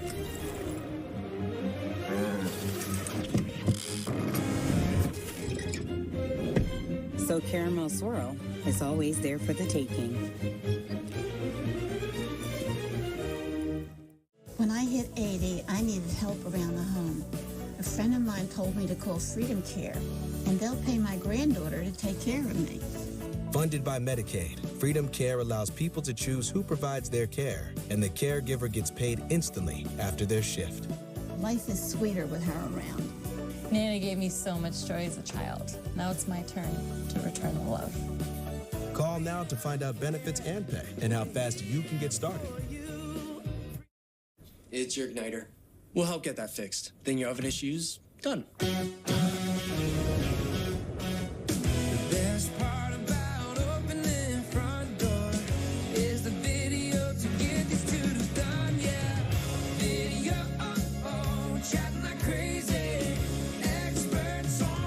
Man, an app to fix my oven.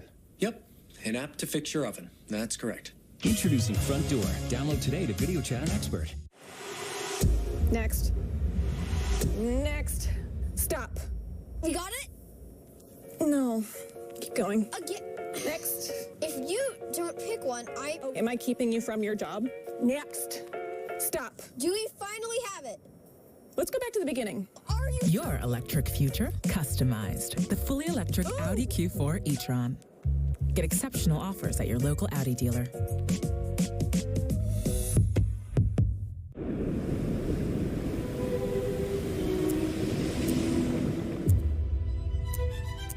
Interest gas prices are devastating.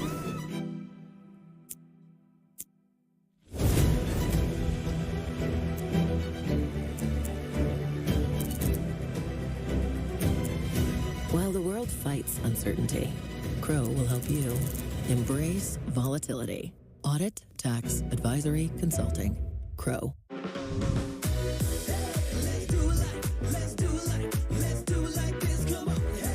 Let's do it. Get your heart pumping with Well Life NYC on the Yes app. Take a tour of the hottest gyms. Excited to have you here. I'd love to have fun when I work out. And the coolest places to chill around New York. First, I'm going to be freezing you at negative 200 degrees. This feels so good. Let's see what happens. Catch an all-new season of Well Life NYC, streaming now exclusively on the Yes app. Well, Jet fans, listen up. If you're attending the game tonight, you should give yourself extra time traveling to MetLife Stadium, especially during evening rush hour. Those outside the stadium will see and hear fireworks at 7:15 p.m. As a reminder, they should make their way into the building. Fans in their seats by 7:30 p.m. will have an opportunity to see team warm-up, player introductions with a synchronized full stadium light show, and participate in a fan-led national anthem and 9/11 tribute led by NYPD officer Brianna Fernandez. All fans in attendance receive an LED wristband. To expedite entry, fans should download mobile tickets and add to the phone's mobile wallet. Have ticket prominently displayed on the phone when approaching entry gates. Got all that? Good. How's the weather there? It's troubling. The clouds. You ever see Independence Day? Yes. Yeah, it's giving big Independence Day vibes. Now the alert that I got on my phone was about a flood, so I guess the big thunderstorms are coming. I checked the hourly. By 9 o'clock, the weather's supposed to clear up nice. So hopefully it doesn't affect really the game at all. By the time we kick off, hopefully it's on its way out. Michael, what happened with the flooding at Yankee Stadium? It was unbelievable. I can't believe that they got the field ready to play and they played that game on Saturday, but it rained so hard for 2 hours that the only time I'd ever seen the outfield like that was, that awful storm that hit the New York area. What was that? I think it was during 2020. We were doing games from an empty stadium. Me and John Flaherty. That was when I had to sleep at Fordham, and that was just torrential rain. And that's what it was on Saturday after Old Timers Day. Quick Old Timers Day story. So John and I are doing the introductions. And I'm telling you guys, just as we started doing the introductions, the sun came out. And it was red hot. So we're doing the introductions, and there's sweat dripping out the tip of our noses onto the script. And they had a towel there for us. And I got to be honest, I'm 62 years old, and my legs felt rubbery. So if you watch any kind of video of that event, when I'm not introducing somebody, I am standing holding onto the podium because I thought I was going to pass out. I really did. But then it's so humbling because when John's finished, doing his intro, and I take over the mic, He just walks around in the back. He's 85 years old, and nothing's affecting him. It's amazing. He didn't grip onto the podium. Did he say anything to you about it? Me gripping onto the podium? Just anything in general. I just want to hear what he had to say. You know what I mean? Yes. He just said that it was really hot out there. He said, I'm glad that we did a good job. He thought we did a good but job. how did he say it? But how did he say it? Oh, you want to hear? It was.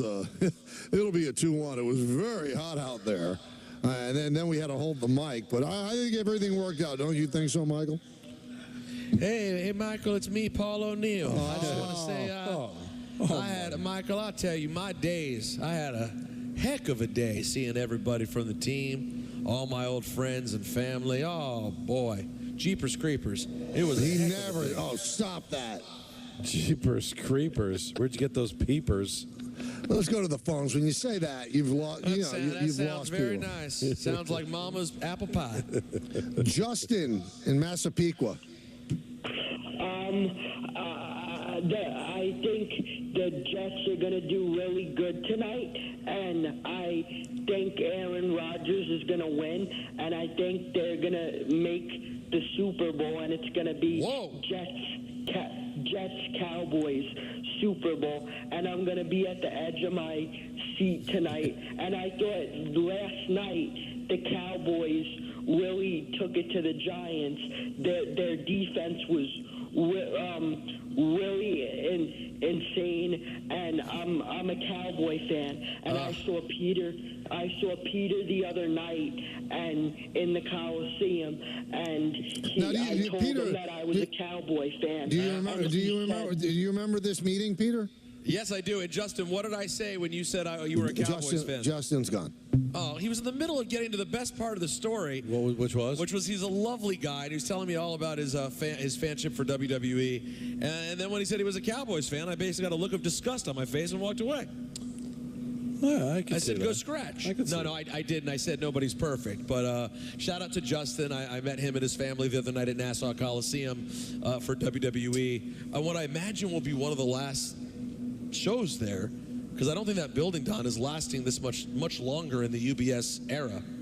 I think the casino's getting built there, and I don't think that building will be. I don't know what they're going to be doing with that, but I got to tell you, I was at Jones Beach, so I was fairly close to you. Yeah. I swear, like every security person there listens to the show. None of them have meters. No, apparently not that I noticed. No. Now, Don, how was Alice Cooper, by the way? Oh, all three bands that I saw: Ministry, Alice Cooper, Rob Zombie, tremendous. Seats were great. Show was amazing. Weather held up. Who was the best of the old fogies you saw? Oh, I enjoyed Ministry the most. I had never seen them, and I was really impressed. Did Alice say, "You and me ain't no movie star"? He didn't. He keeps it heavy. He keeps it moving. But that's a beautiful song. But doesn't it tell you something, Michael? If there's an Alice Cooper song that you like, that he shouldn't be playing that in front of Alice Cooper fans, because you wouldn't like the music his fans like. Well, I like School's Out. Be my. That was good. He did that, right? Yeah, of course he did that. Wayne's World, baby. But yeah, he definitely closed it out with School's Out. There you go. I would have enjoyed that, but I had to wait a long time. There's another one. Let's go to Mark in Kings Park. Mark in Kings Park. Hey guys, thanks a lot for taking my call. You got it. So first of all, 46 years season ticket holder to the Giants. I was there last night. Oh, sorry. Sitting in the rain, not a lot of fun. Tailgate was great because it didn't rain, but then it started raining game time. But man, oh man, who knew how much worse it was going to get? And you know, the whole tailgate, everybody's like, we got to win this game. And I kept saying, yeah, we do. But if we don't, it's only one game, and let's at least be respectable and walk out of here with our heads held high. Nope. Oh my God, no, it's not just one game when you get blown out 40-0 and nothing goes right. And by the way, even that first drive down the field, Daniel Jones had to scramble 3 times in order to get down the field. So that really didn't show that we knew what we were doing. And I got to say, I'm not even really sure they were totally prepared. No, I don't think they were. Don't say that, but I don't think they were prepared. Maybe this means you got to play guys a little bit more in preseason. But I also just want to comment on that Jones thing being in there late. Thankfully, we left when it was 33-0 after Dallas scored coming out of the locker room. And we're in the car on the way home hearing Daniel Jones getting pelted in the fourth quarter, yelling, saying, "What are you doing? Why is he still in this game?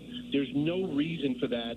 It also reminds me last year he put Adoree Jackson back in there to field a punt when he was the number one cornerback. McKinney had just gotten hurt. You don't put your number one cornerback back there to return a punt. And what happens? Mark, let me ask you a question, because I really admire Carl Banks, and I was watching the game on TV. Was Carl mentioning why is he still in there? Yeah, Carl was mentioning he should get out of there. And we're like, me and the guys in the car are yelling, saying it's time to get him out. And what do? They take him out with a minute left. So Banks said it, Papa said it. They were not happy with the fact Wait, that so it went to 30. It went to 33, like 5 minutes into the third. Early Yeah, it was 26-0 at the half, and we're sitting there going, "No, we're not going to leave. It could be the best comeback in history, so we're not going to leave for that. But if they score again, and what happens? They come right down the field. They get the kickoff. They come down. We're walking out of the stadium, 33-0. Well, and the only silver lining was I was home by the time the game was over, and I live in Long Island. No, that part's great. But you guys are actually sort of exactly the same path that I would have had if I was the team. My approach would have been, Don, we come out in the second half. Obviously, you don't give up on a second half of football. No. If we can make this thing 26-7, what they've done, maybe they go for 2, whatever. If we can get out here and get a score, then let's try to make a game of this. You come out there, it goes the other way. So instead of trying to fight back 26-0, you're fighting 33-0. Don, at that point, the way the game has gone, and again, I have to mention, and with the weather, where you know you're not going to get any real traction throwing the football, at that point, I think you start being smart and living to see another day. I mean, the coaching staff should have figured this out when the fans figured it out. I just don't like the fact that so many people have said today, even the experts that we had on, they didn't look like they were ready to play. I mean, that's on the coach. It's on the coaching staff. And the one game that you should be ready for is opening day, right? That's all you've been planning for. And let's not get caught up in you should play more in the preseason. Steelers played a lot of their starters in the preseason, and everybody was going crazy how well they played, and they got destroyed against San Francisco. So I don't know if there's a right or wrong answer, but I need some sort of understanding. Did Tyrod Taylor not want to come in the game? Well, here's the interesting thing, Don. If you're going to play Daniel Jones in the fourth quarter of that game and third quarter of that game, why not play him during the exhibition season? Why? Right. I mean, you're willing to put his health at risk. Again, Peter said it best when you were like weighing the pros and cons. Like, tell me what positive is going to even come close to the possibility of him getting hurt. He's your $40 million quarterback. He gives you right now the best chance to win. We'll see if Chris Canty's right, and they'll try to get out, move on to a new quarterback. But right now, he's your starting quarterback, and he's getting killed out there in a game that you can't win. That made no sense to me. Hey, this is Michael K. here to tell you about my favorite lottery app. Hello, Jackpocket. With Jackpocket, you can order your favorite lottery tickets the easy way right on your phone.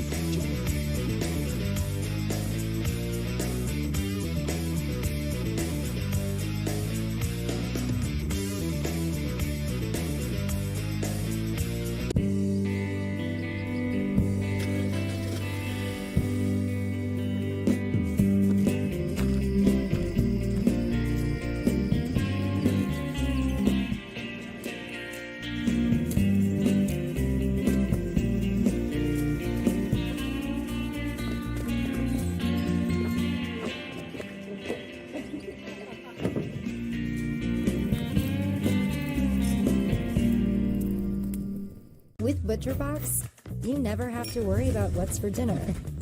We deliver grass-fed beef, organic, free-range chicken, humanely raised pork, wild-caught seafood, and so much more. Get high-quality meat sourced from trusted partners with free shipping always.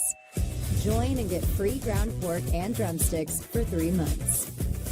Sign up for ButcherBox today. It should go like day after day.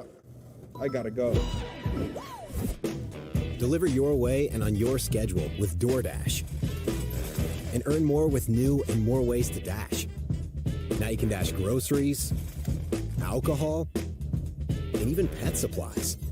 New ways to dash means more ways to enjoy what you do and more ways to get paid. Sign up now to make the most of every dash. DoorDash.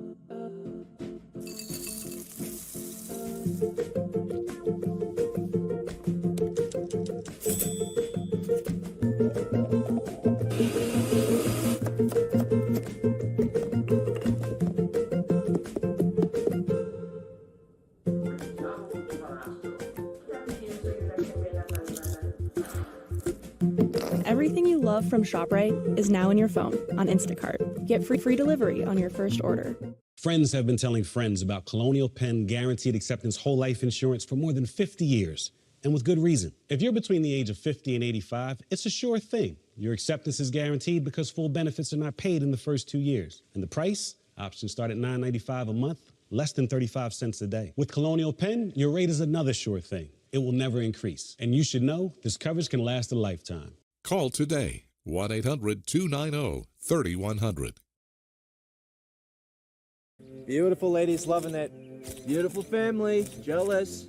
Bride is the best day of your life. There's that smile. That's a keeper. Let's get the lucky men in here, huh? Oh.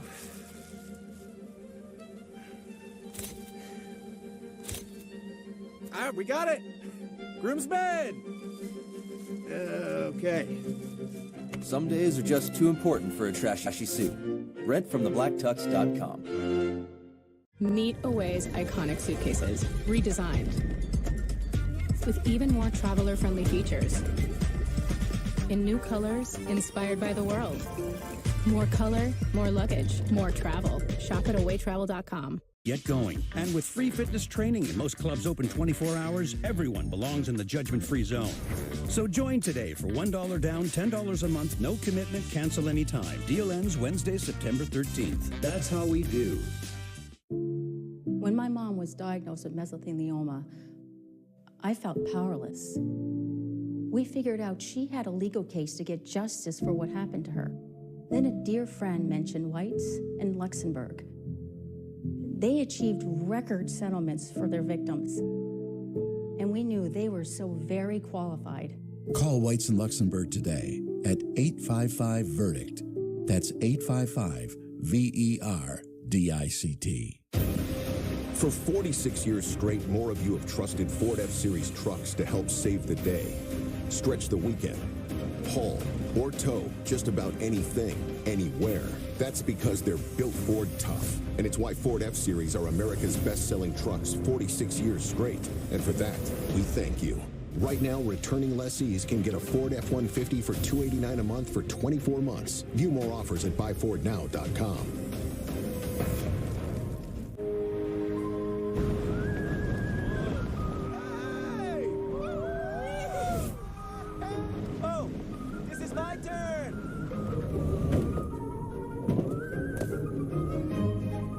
You can now have Domino's drop to a location near you with new Domino's Pinpoint Delivery. Just choose Pinpoint Delivery on the Domino's app, drop a pin on the map, and get pizza delivered just about anywhere. Here you are. Thank you. It's Domino's Pinpoint Delivery. Fall is here. Time to settle into new routines. Except, why settle? With the Ford SUV lineup, there's no compromising on the features you want. Carpool-ready cargo space? Check. Connectivity that turns heads? Check. Capability to venture off the grid? Oh yeah. Ford SUVs make your everyday anything but routine.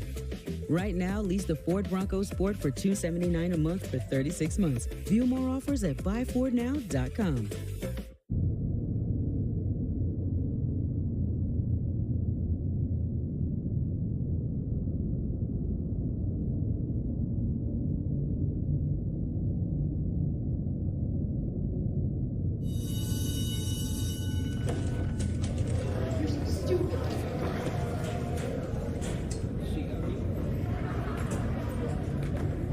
Please just leave me alone. At the Community Food Bank of New Jersey. We are working. Now, more than ever. To fill the emptiness caused by hunger. We are the state's largest anti-hunger organization. And together with our 800-plus community partners, We are committed to delivering food, Help and hope to our hundreds and thousands of neighbors in need. Join us today. Some say luck is the residue of design. That if you work your tail off, your moment will arrive. And no matter where you've been or where you're going, we're all lucky to bleed blue. This is what it's all about right here. Now let's go earn our stripes. What's up, everybody? Chef Marcus Sampson here on Home Plate New York on the Yes app. From pinstripes to chef whites, Yankee stars take to the kitchen and explore some of their favorite New York cuisine. Plus, celebrities, athletes, and icons join Marcus at some of the hottest tables in town. Check out Home Plate New York, streaming now on the Yes app.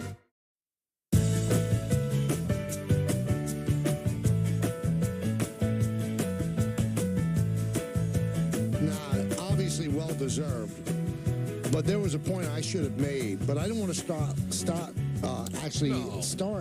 stop Don. But Minnesota did go to 4 Super Bowls, so they did win some big games, Don. Stop yourself. Some. That was a long time ago. Joe Cap.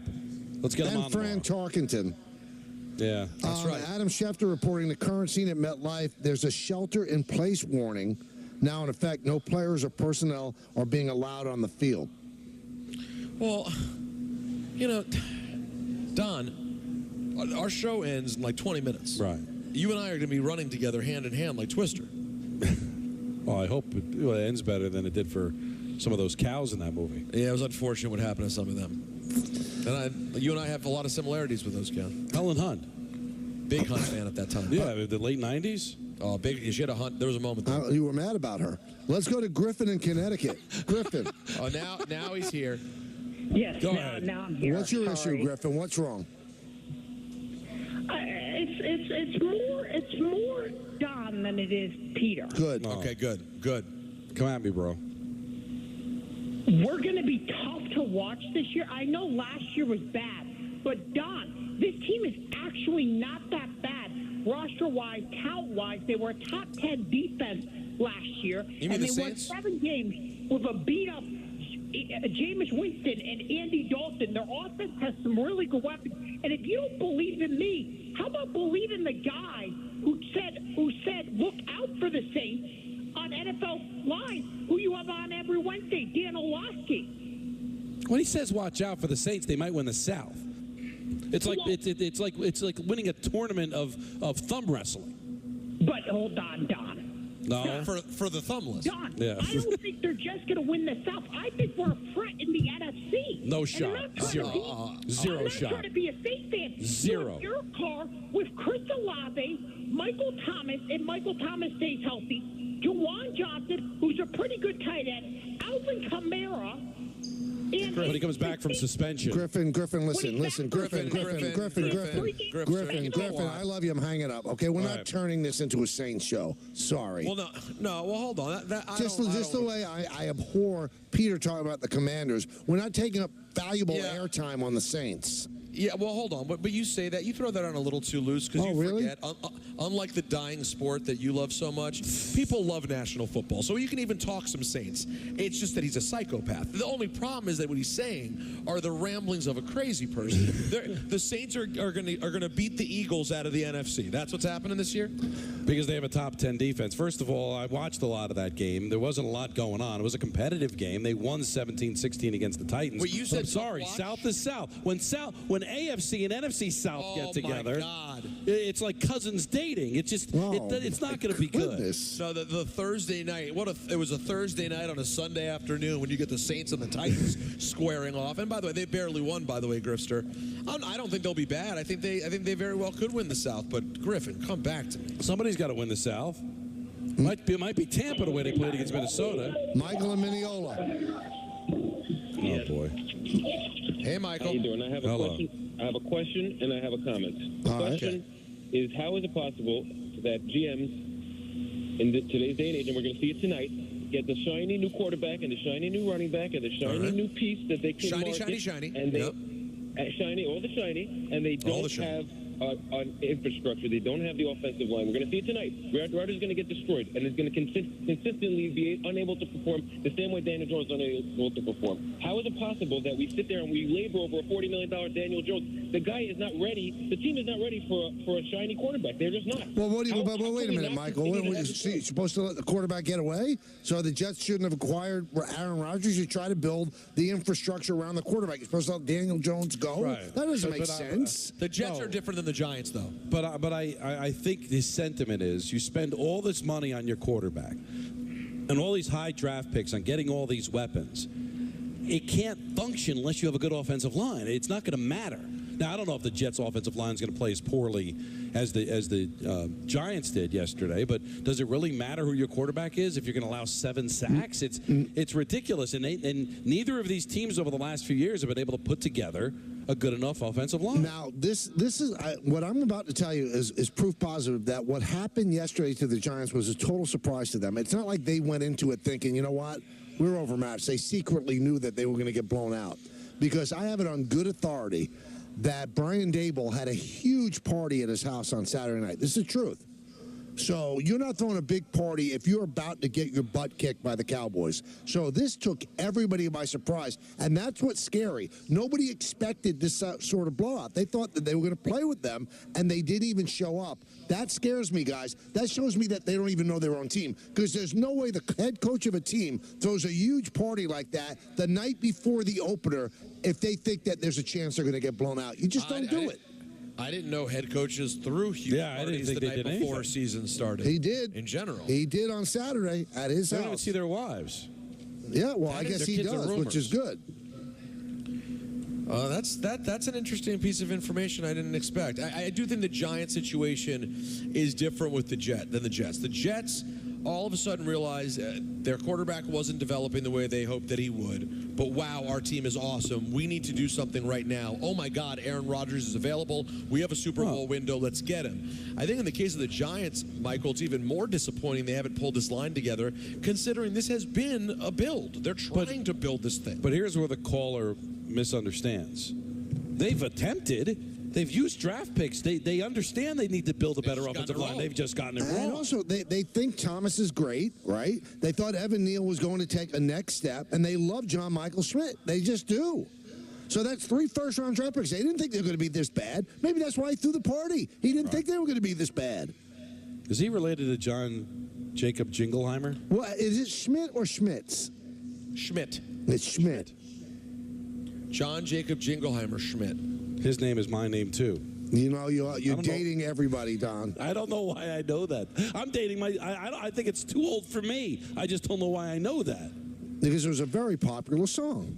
But not when I was alive. Well, what are you going to do? I got to get Are we saying goodbye to Yes? No, you should know. No, we're not. Oh, I'm It's sorry. the first game on the road. The first road game of a series, there is no batting practice. Do I have to educate you, Michael? You've been on this network for 20 years. I've been on it for going on 10. All right, Why do I know? All right, Sally, it's also on Prime. Oh, it's a Prime vehicle Yes. as well? Oh, listen, I did see that earlier when I was going to Better Call Saul. I just think Yes has to try to get at least 15 more minutes of this insane sky behind us, so you got to stay tuned just for that. I don't know if you guys realize this, but football is back in full swing with another week of Giants epic didn't games. Yeah. And who's got you covered on the action for every single one of them? DraftKings Sportsbook, an official sports betting partner of the NFL. New customers.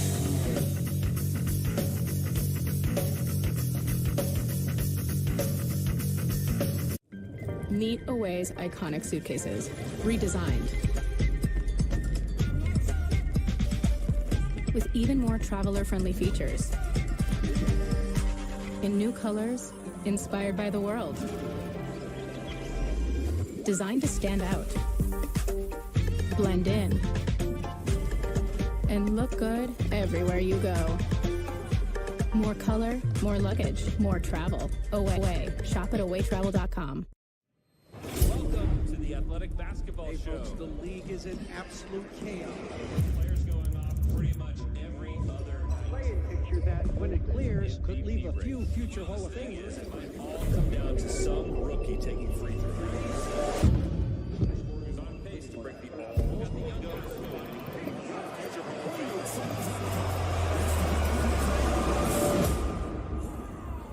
The Athletic. Subscribe today.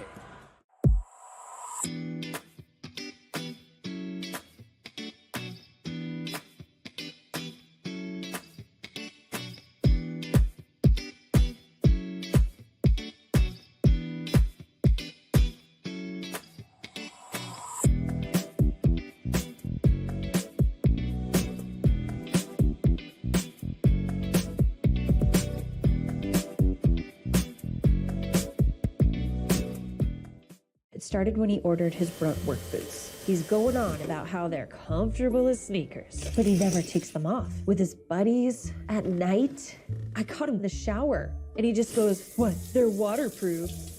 Brunt, the tools you wear.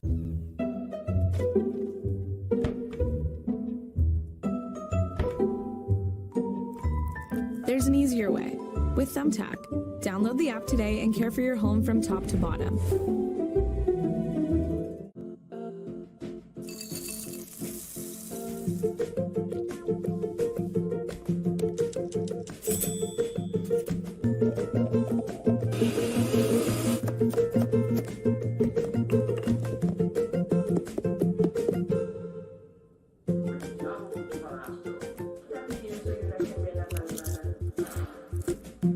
Everything you love from ShopRite is now in your phone on Instacart. Get free delivery on your first order.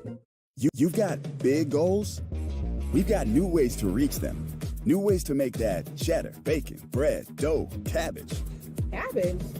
Because right now, people are ordering all those things on DoorDash, the top platform with the most opportunities and the best tools to help you reach your goals. Pick up, drop off, cash out, Dash now. Sign up at DoorDash.com/goals.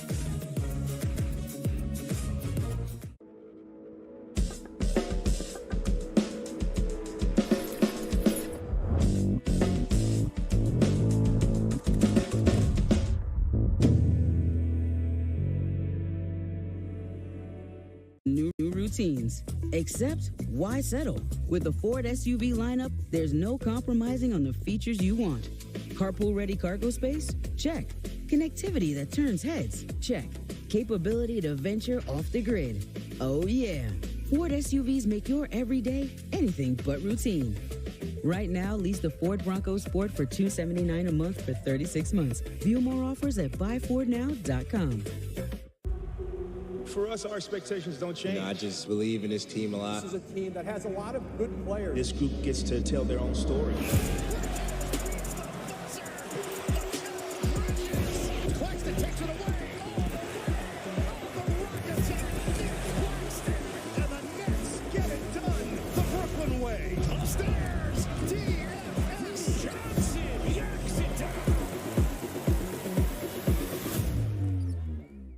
I have sickle cell. I've had lots and lots of blood transfusions over my lifetime.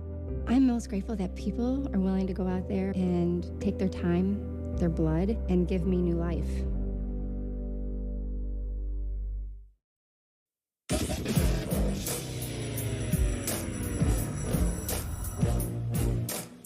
Hey everyone, welcome to ENN. Tiwi. Ray Rowe. Yeah. And if you're watching on TV, you're seeing this craziness behind us. Don, I'm hearing that, Michael, I'm also hearing as we're talking, like huge lightning bolts are coming down like behind our shoulders. We have no idea it's even happening. No, I just hope you guys are okay. No, you don't care at all. No, that's not true. Better than us. I do think I'm better, but I do care. Oh, thanks. Let me start off, by the way, by saying good evening to Michael. Let's go to Thomas in Buffalo. He thinks I'm an adult. Let's say good evening to Don. You soiled yourself. Chocolate soft serve in your pants. The guy wins Point God and Drop Madness all in the same sentence. I got to tell you,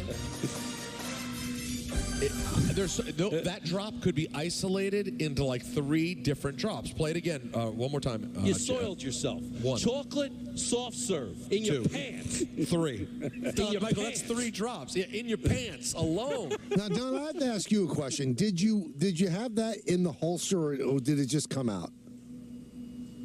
I thought about it last night while I was watching the. You thought about chocolate soft serve in your pants? I thought about it as I was watching the ceiling fan, like in Apocalypse Now.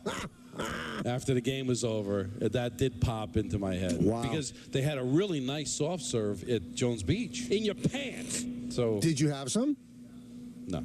How did you know it was a really nice soft serve? I stopped at a kind of famous Long Island soft serve spot wasn't too far from you actually, on Saturday night called Marvel. Okay. It's like a thing. I assume it's not Marvel because that's too close to Carvel. So I assume it's just Marvel. But oh my God, it was a delight. How can you screw up soft serve, Michael? Really? I know, but some people do it really well. A little runny, it could be that. Yeah. But now everybody who listens to the show can never really enjoy chocolate soft serve anymore because of you. They're thinking about it in your pants. Yeah. Now, Michael's probably like, I only like a vanilla soft serve on a wafer cone. No, I love swirl. I like strawberry. Listen, if you're not, are you dipping? Are you dipping? Are you dipping it in crunchies? No, I don't think it needs that. What about Jimmy's? No Jimmy's, no I crunchies? don't. I hate sprinkles. Have for years. Really? Yeah, they're disgusting. Rainbow sprinkles. They're disgusting. I want to Little pieces of candied chocolate are disgusting. They look like ants. All right, that's interesting. Let me say. Hey, by the way, on Yes, after we're off the air, they're replaying the Joe Buck interview. Ooh, Yeah. as they should. Yeah. It's a hell of it. By the way, they should run that in RG3 back to back. We had a great guest today. Yeah. We really brought it. Let's say good evening to myself. Bear ate a little too much brisket yesterday. Feeding a dog And brisket. good evening to myself. We had like a bit of a meat party at our friend's house. Why don't you also give Bear like a Hershey bar too? Really, I mean, the dog is 18 years old. What are you doing? Hold on, he's 13 years old, and dogs can eat meat. They can't eat chocolate. Yeah, just can't have chocolate or a poinsettia. See, but you got to follow up. Here's what I said. When I say, who's on the board today? Is it Jacob or Tom? It's Tom. Sorry, Tom. When you hear meat party, then you got to hit in your pants. That's the comment. So hit those drops back to back. You want to say good evening to Peter. We had like a bit of a meat party at our friend's house. In your pants. I can't believe this is going to be the entire ENN. I have 5 minutes? Okay. We also want to say good evening to Joe Buck. When you're cramped into a tight space and there's stuff coming through your head and then out of your mouth and you're relying on each other to make the other person feel comfortable. Okay, Joe. That's interesting. No, but wait 1 second. A little bit of news from MetLife Stadium. Stadium gates are now open. All guests may seek shelter inside the stadium, or they can continue to wait in their vehicles until the severe weather passes. Well, Tom, you and I have a decision to make. I think you stay there. Are we gonna like sit here and shelter, or are you and I trying to make a run for it? No, I'm going to the car. We're making a run for it. Yeah. All right. But it's raining. Whatever is meant to be is meant to be. Oh, wait. I stood underwater on me for 20 minutes, rubbing soap all over me. I can't just run for 2 seconds. You weren't wearing clothes in your shower. You soiled yourself. Good evening to RG3. Me and Kirk shared a burrito when we were rookies. And good evening. Don, this was very. You may have not noticed it. Did you catch this earlier? Good evening to the caller from earlier. I'm New York. I missed that. That I'm New York is forever. Hey, guys, before we get into a little bit of football, congratulations to Coco Gauff. Won the US Open. First teenager to win it since Serena Williams.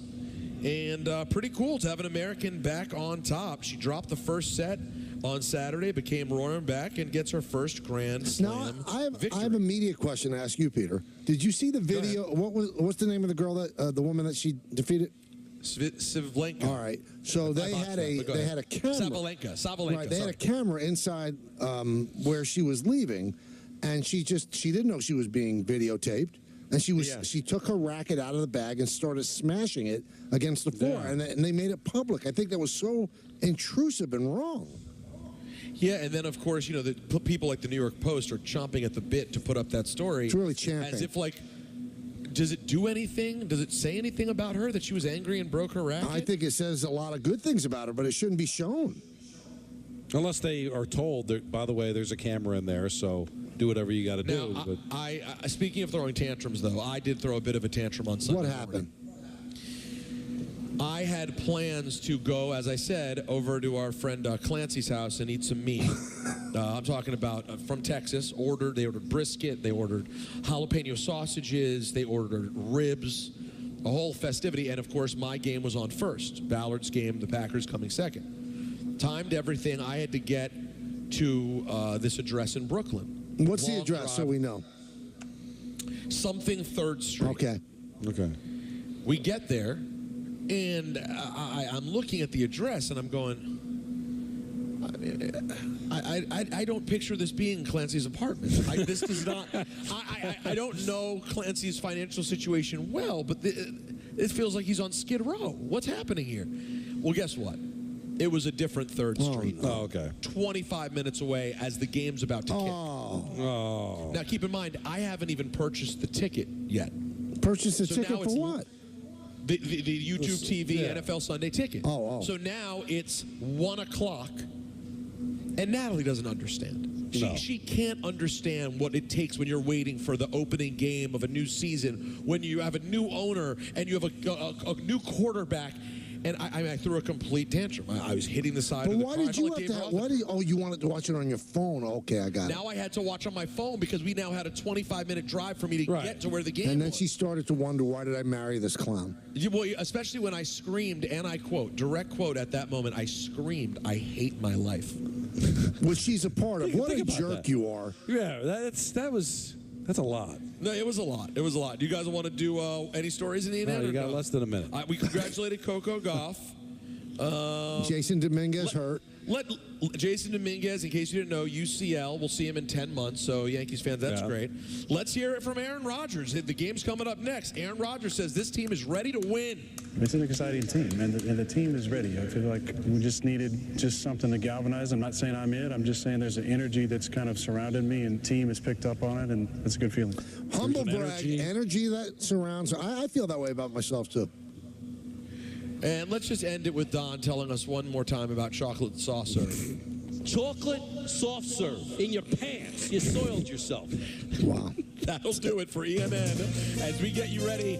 The Jets pregame. Dan Grassa, Greg Buttle. There you coming go. up next right here on 98.7. It's almost like you played yourself, but to another level. You soiled yourself. Congratulations, you soiled yourself. All right, Jets and the Bills, you can hear it right here. Obviously, you can see it on ESPN. We'll talk about it tomorrow on the K Show starting at 3. Enjoy the football. Stay safe in the bad weather. See everybody. We'll talk to you at 3. All right, today will come tonight, and it'll be the Jets against the Bills at MetLife Stadium, and it's on Monday Night Football, so everyone around the country is going to see it, and calling the game on ESPN will be Joe Buck and Troy Aikman. And Joe, despite the fact that he's preparing for the game, it's nice of him to join us now on the show. Joe, how you doing? I'm knee-deep in numbers. I'm looking at rosters, depth charts. I can barely get my head out of all of this statistical craziness, but I have time for you. I'm doing well. That's Thank beautiful. You. Now, before we talk about the game, when you open up the broadcast tonight, that will begin 22 years with you and Troy together. That breaks the record of Summerall and Madden. Can you believe it's been 22 years? Can you believe that you two now are the longest tenured football broadcasters? No, absolutely not. We just happen to be at the right network at the right time. And, I think we're both smart enough to realize that. We didn't win yearly some national competition to get to do these games together. But we've enjoyed our time together. We're the best of friends. You guys know. I mean, when you're cramped into a tight space and there's stuff coming through your head and then out of your mouth, and you're relying on each other to make the other person feel comfortable and smart. Right. That relationship and that partnership is what it's all about. So we're lucky that we have gotten to do it this long. And I think we only break the record if we finish the year. So we haven't broken it yet. And it's ESPN. We could be fired tomorrow. Wow. Strong. Well, that's, wow. I mean, especially with jokes like that. The first thing that jumps out is too soon. But all right, we'll move on.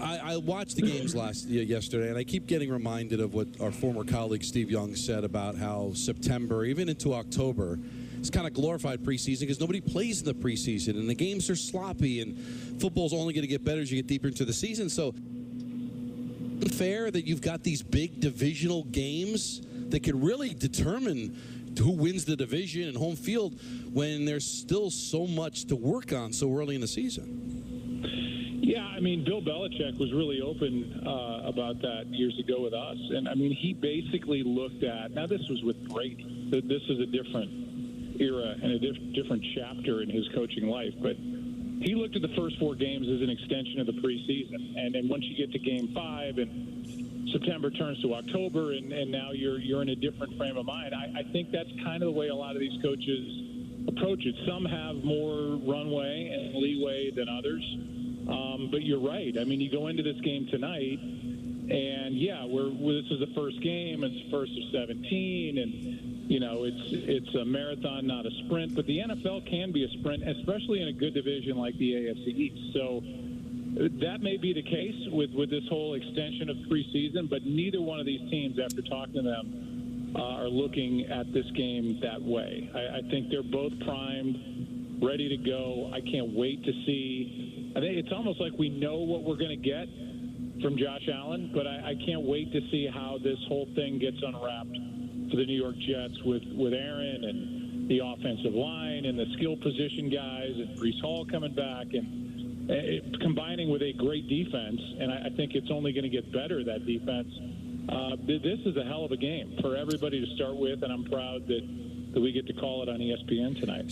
So you mentioned Aaron, obviously. The biggest headline for tonight is Aaron's Jets debut. Is he at the absolute top of the list of guys that you've really called a ton of games of? Obviously, you guys were NFC guys more often than not for so long at Fox. Is there anyone higher on the list that you've covered than Aaron Rodgers? No, I think he's it. I mean, I think by a big margin. I've never added all those games up, how many we did with him. But, I mean, he took over in 2008, and we were there at least, felt like we were doing his games, I would say, at least 4, 5, sometimes 6 times a year. And compared to really anybody else, and you add into that the longevity of the guy who's played now for 18 going on 19 years, I think he's hands down the winner. So we've gotten to know him over the years. We've gotten to, kind of peel back that outer layer a little bit and see inside the way he thinks. I think he looks at our production meetings kind of like therapy and comes in and, lets his innermost thoughts out. He's great for our purposes along those lines. But I know that he is genuinely excited about this team. This is not just lip service. I know he loves being in New York. So everything's great right now. But, we'll see when the first sign of, some sort of discord happens or some struggles offensively, how that all shakes out. But I think he goes into this game with an absolute perfect mentality of taking it as it comes, not forcing stuff. I think he's bringing guys along with him. He knows what the big stage is all about. And he said, there's a couple guys that haven't been there on our offense, and we'll keep a close eye, Becton being one of them, to see how they get along with the spotlight being a little bit brighter on a Monday night game against Buffalo to start the year. I'm talking with Joe Buck here on the Michael Kay Show. So, Joe, you and Troy have been together 22 years. Can you think of a team that approximates what the Jets have become? Because it used to be they were the joke. And now it seems like they're the cool team that players actually want to play for. And now, I mean, they're on national TV, it seems like almost every single week, starting with this one tonight. Can you remember a transformation like this? I don't know if Tampa Bay was thought of that lowly before Tom Brady got there, but the Jets have been the Jets. Yeah, I don't think you can point to any other situation where one guy turned it around. It may be in other sports. Mm-hmm. I don't know. I haven't thought about it in those terms. But I think one guy can make that big of a difference. I really do. I think you saw it on Hard Knocks. You saw it almost like an uncle or a brother kind of feel with Aaron and almost like a de facto coach. I think he's matured. I know he's incentivized to kind of remind the world how great he is as a 4-time MVP and a guy who last won the award, by the way, in 2021. It's not like he won it 10 years ago for the last time. They don't need him to be that, by the way. They've got other pieces. They've got this defense. They don't need 2012 Aaron Rodgers. They need good, really solid, smart quarterback play, which I know he will provide. But he does not have to be the guy to fling this whole thing on his back. And I think that's kind of the point I want to go in tonight with. That there's a lot to like around him, from the coaching staff to the defense to the skill positions. Garrett Wilson is a superstar and just a wonderful young man. I think there's a lot here. This is not some Herculean task. I think he's got to fit in, elevate the players around him, but he does not have to turn back the clock and start doing stuff that he hasn't done for the last 5 or 6 years, running around and throwing across his body and across the field, all that stuff. He's just got to play within the offense, and I think he will.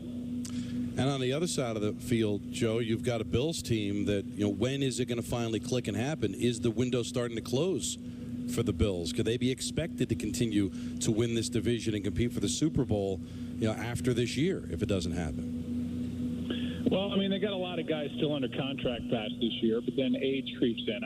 Josh is only 27 years old or whatever he is. Right. So, I mean, as long as you've got him and you've got, I think, a really good front office in Brandon Beane and I think a good head coach in Sean McDermott and a good defensive philosophy, I don't buy into the windows closing on the Bills. I still think they're on the younger side, but they've gotten to one champ game. They've had some heartbreak losses in the division round the last couple of years. They lost the game in Kansas City when they had the lead with 13 seconds left and they're kicking off, and they somehow lose that game in overtime. So, they've got to take the next step. I think like any really good team, there's still another big step for them to take forward. I really like Josh. I really like the coaching staff there. And, if he's to be believed, Josh, he says he and Diggs are all good. Gabe Davis are going to do more stuff around the line of scrimmage with him, more catch and run. We'll see how the young running back Cook does with Singletary out of the picture. And then Dalton Kincaid. I mean, the curtain comes up on this kind of slot receiver / tight end. It's a mismatch nightmare. So there's a lot to like there. And I would still consider them a young team. Diggs is not young, and he had 100-plus catches last year. So I don't think the window's shutting on them, but they definitely expect to be at the next level at the end of the year. Joe, how many home losses have you seen over the years where the home team looked quite as bad as the Giants did last night?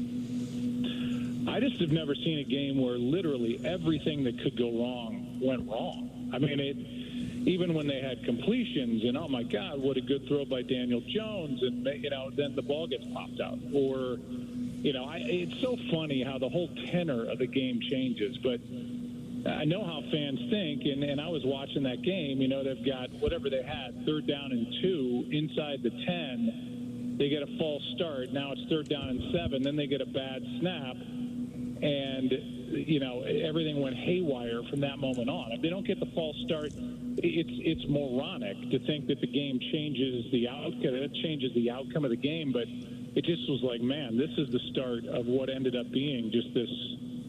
It's not a comedy, but a litany of errors that every phase just wasn't working. This is still a good team, and this is a team that has the coach of the year from a year ago and got into the postseason. I don't believe that they are. I'll quote my dad. I don't believe what I just saw.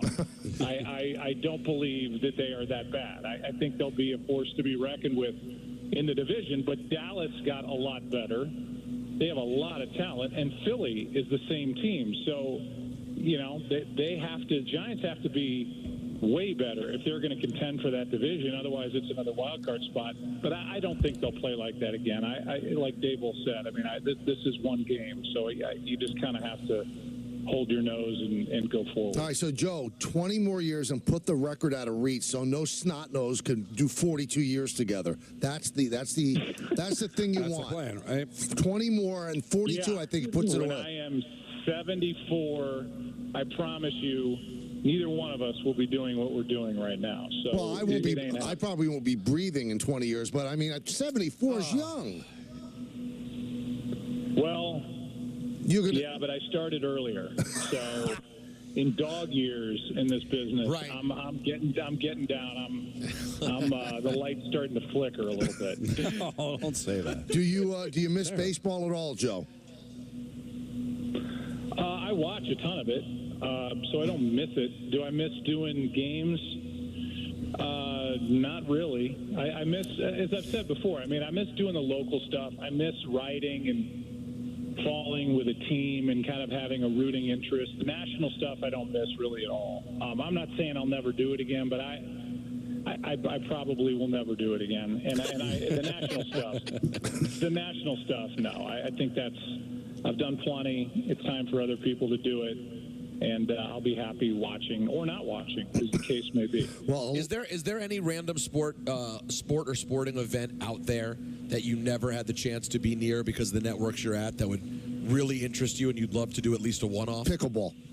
Pickleball. I don't even want to play pickleball. Yeah, no, I got nothing. I did a bunch of college basketball when I was young.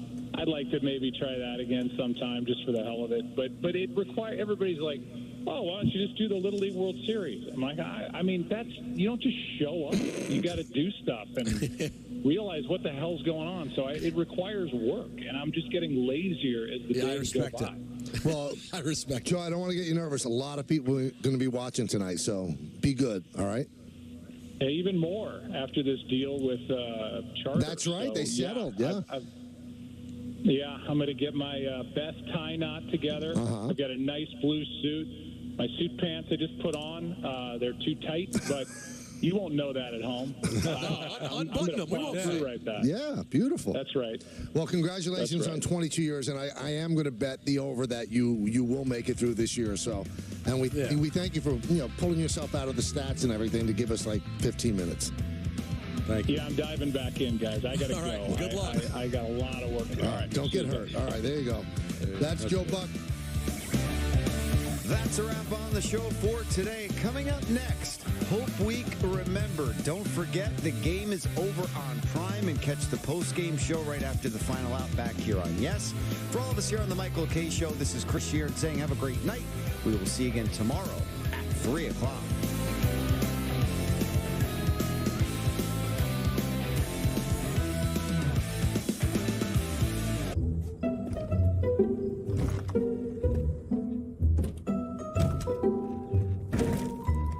There's an easier way. With Thumbtack. Download the app today and care for your home from top to bottom. You've heard our story. The one about measuring twice, cutting once, and building something you're proud to put your name behind. What are we building? A different kind of workwear, inspired by the values of those who put in the work. Run. Try us on the job for 30 days risk-free. There are a lot of us now, and it means so much when we can all be together, especially when we can do something good, like our yearly service project. We're also running a t-shirt fundraiser through Custom Ink to help raise more money and awareness for the cause. Our t-shirt fundraiser with Custom Ink makes it easy to share our campaign and help our community, and their design services team helped us get a design we love. I'm proud that we can make a difference together as a community. Come together for a cause. Get started today at customink.com. Having those high interest credit cards, it felt unmanageable. My name is Belinda, and with Upstart, I was able to save money with a personal loan. From the moment that I checked my rate to getting that approval was just a few minutes. I felt relieved having the funds in my account so quickly. I was able to turn all of those, big payments into one small payment, and I was able to breathe. Easy online borrowing. Personal loans up to $50,000. Go to Upstart.com. Meet Away's iconic suitcases, redesigned. With even more traveler-friendly features. In new colors, inspired by the world. Designed to stand out. Blend in. And look good everywhere you go. More color, more luggage, more travel. Away. Shop at awaytravel.com. People said I was crazy to do this. Just a surf coach who wanted to shake up the sunglass industry. I wanted something different, radical, and fun. I didn't want to blend in, so I created Blenders. Born on the beach in San Diego, now rocked with pride worldwide.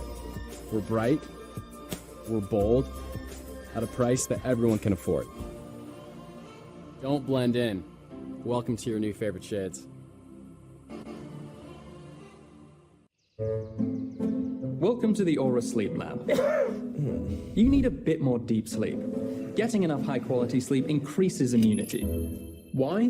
Because sleep helps fend off sickness. A good night's sleep boosts your number of infection-fighting antibodies and cells.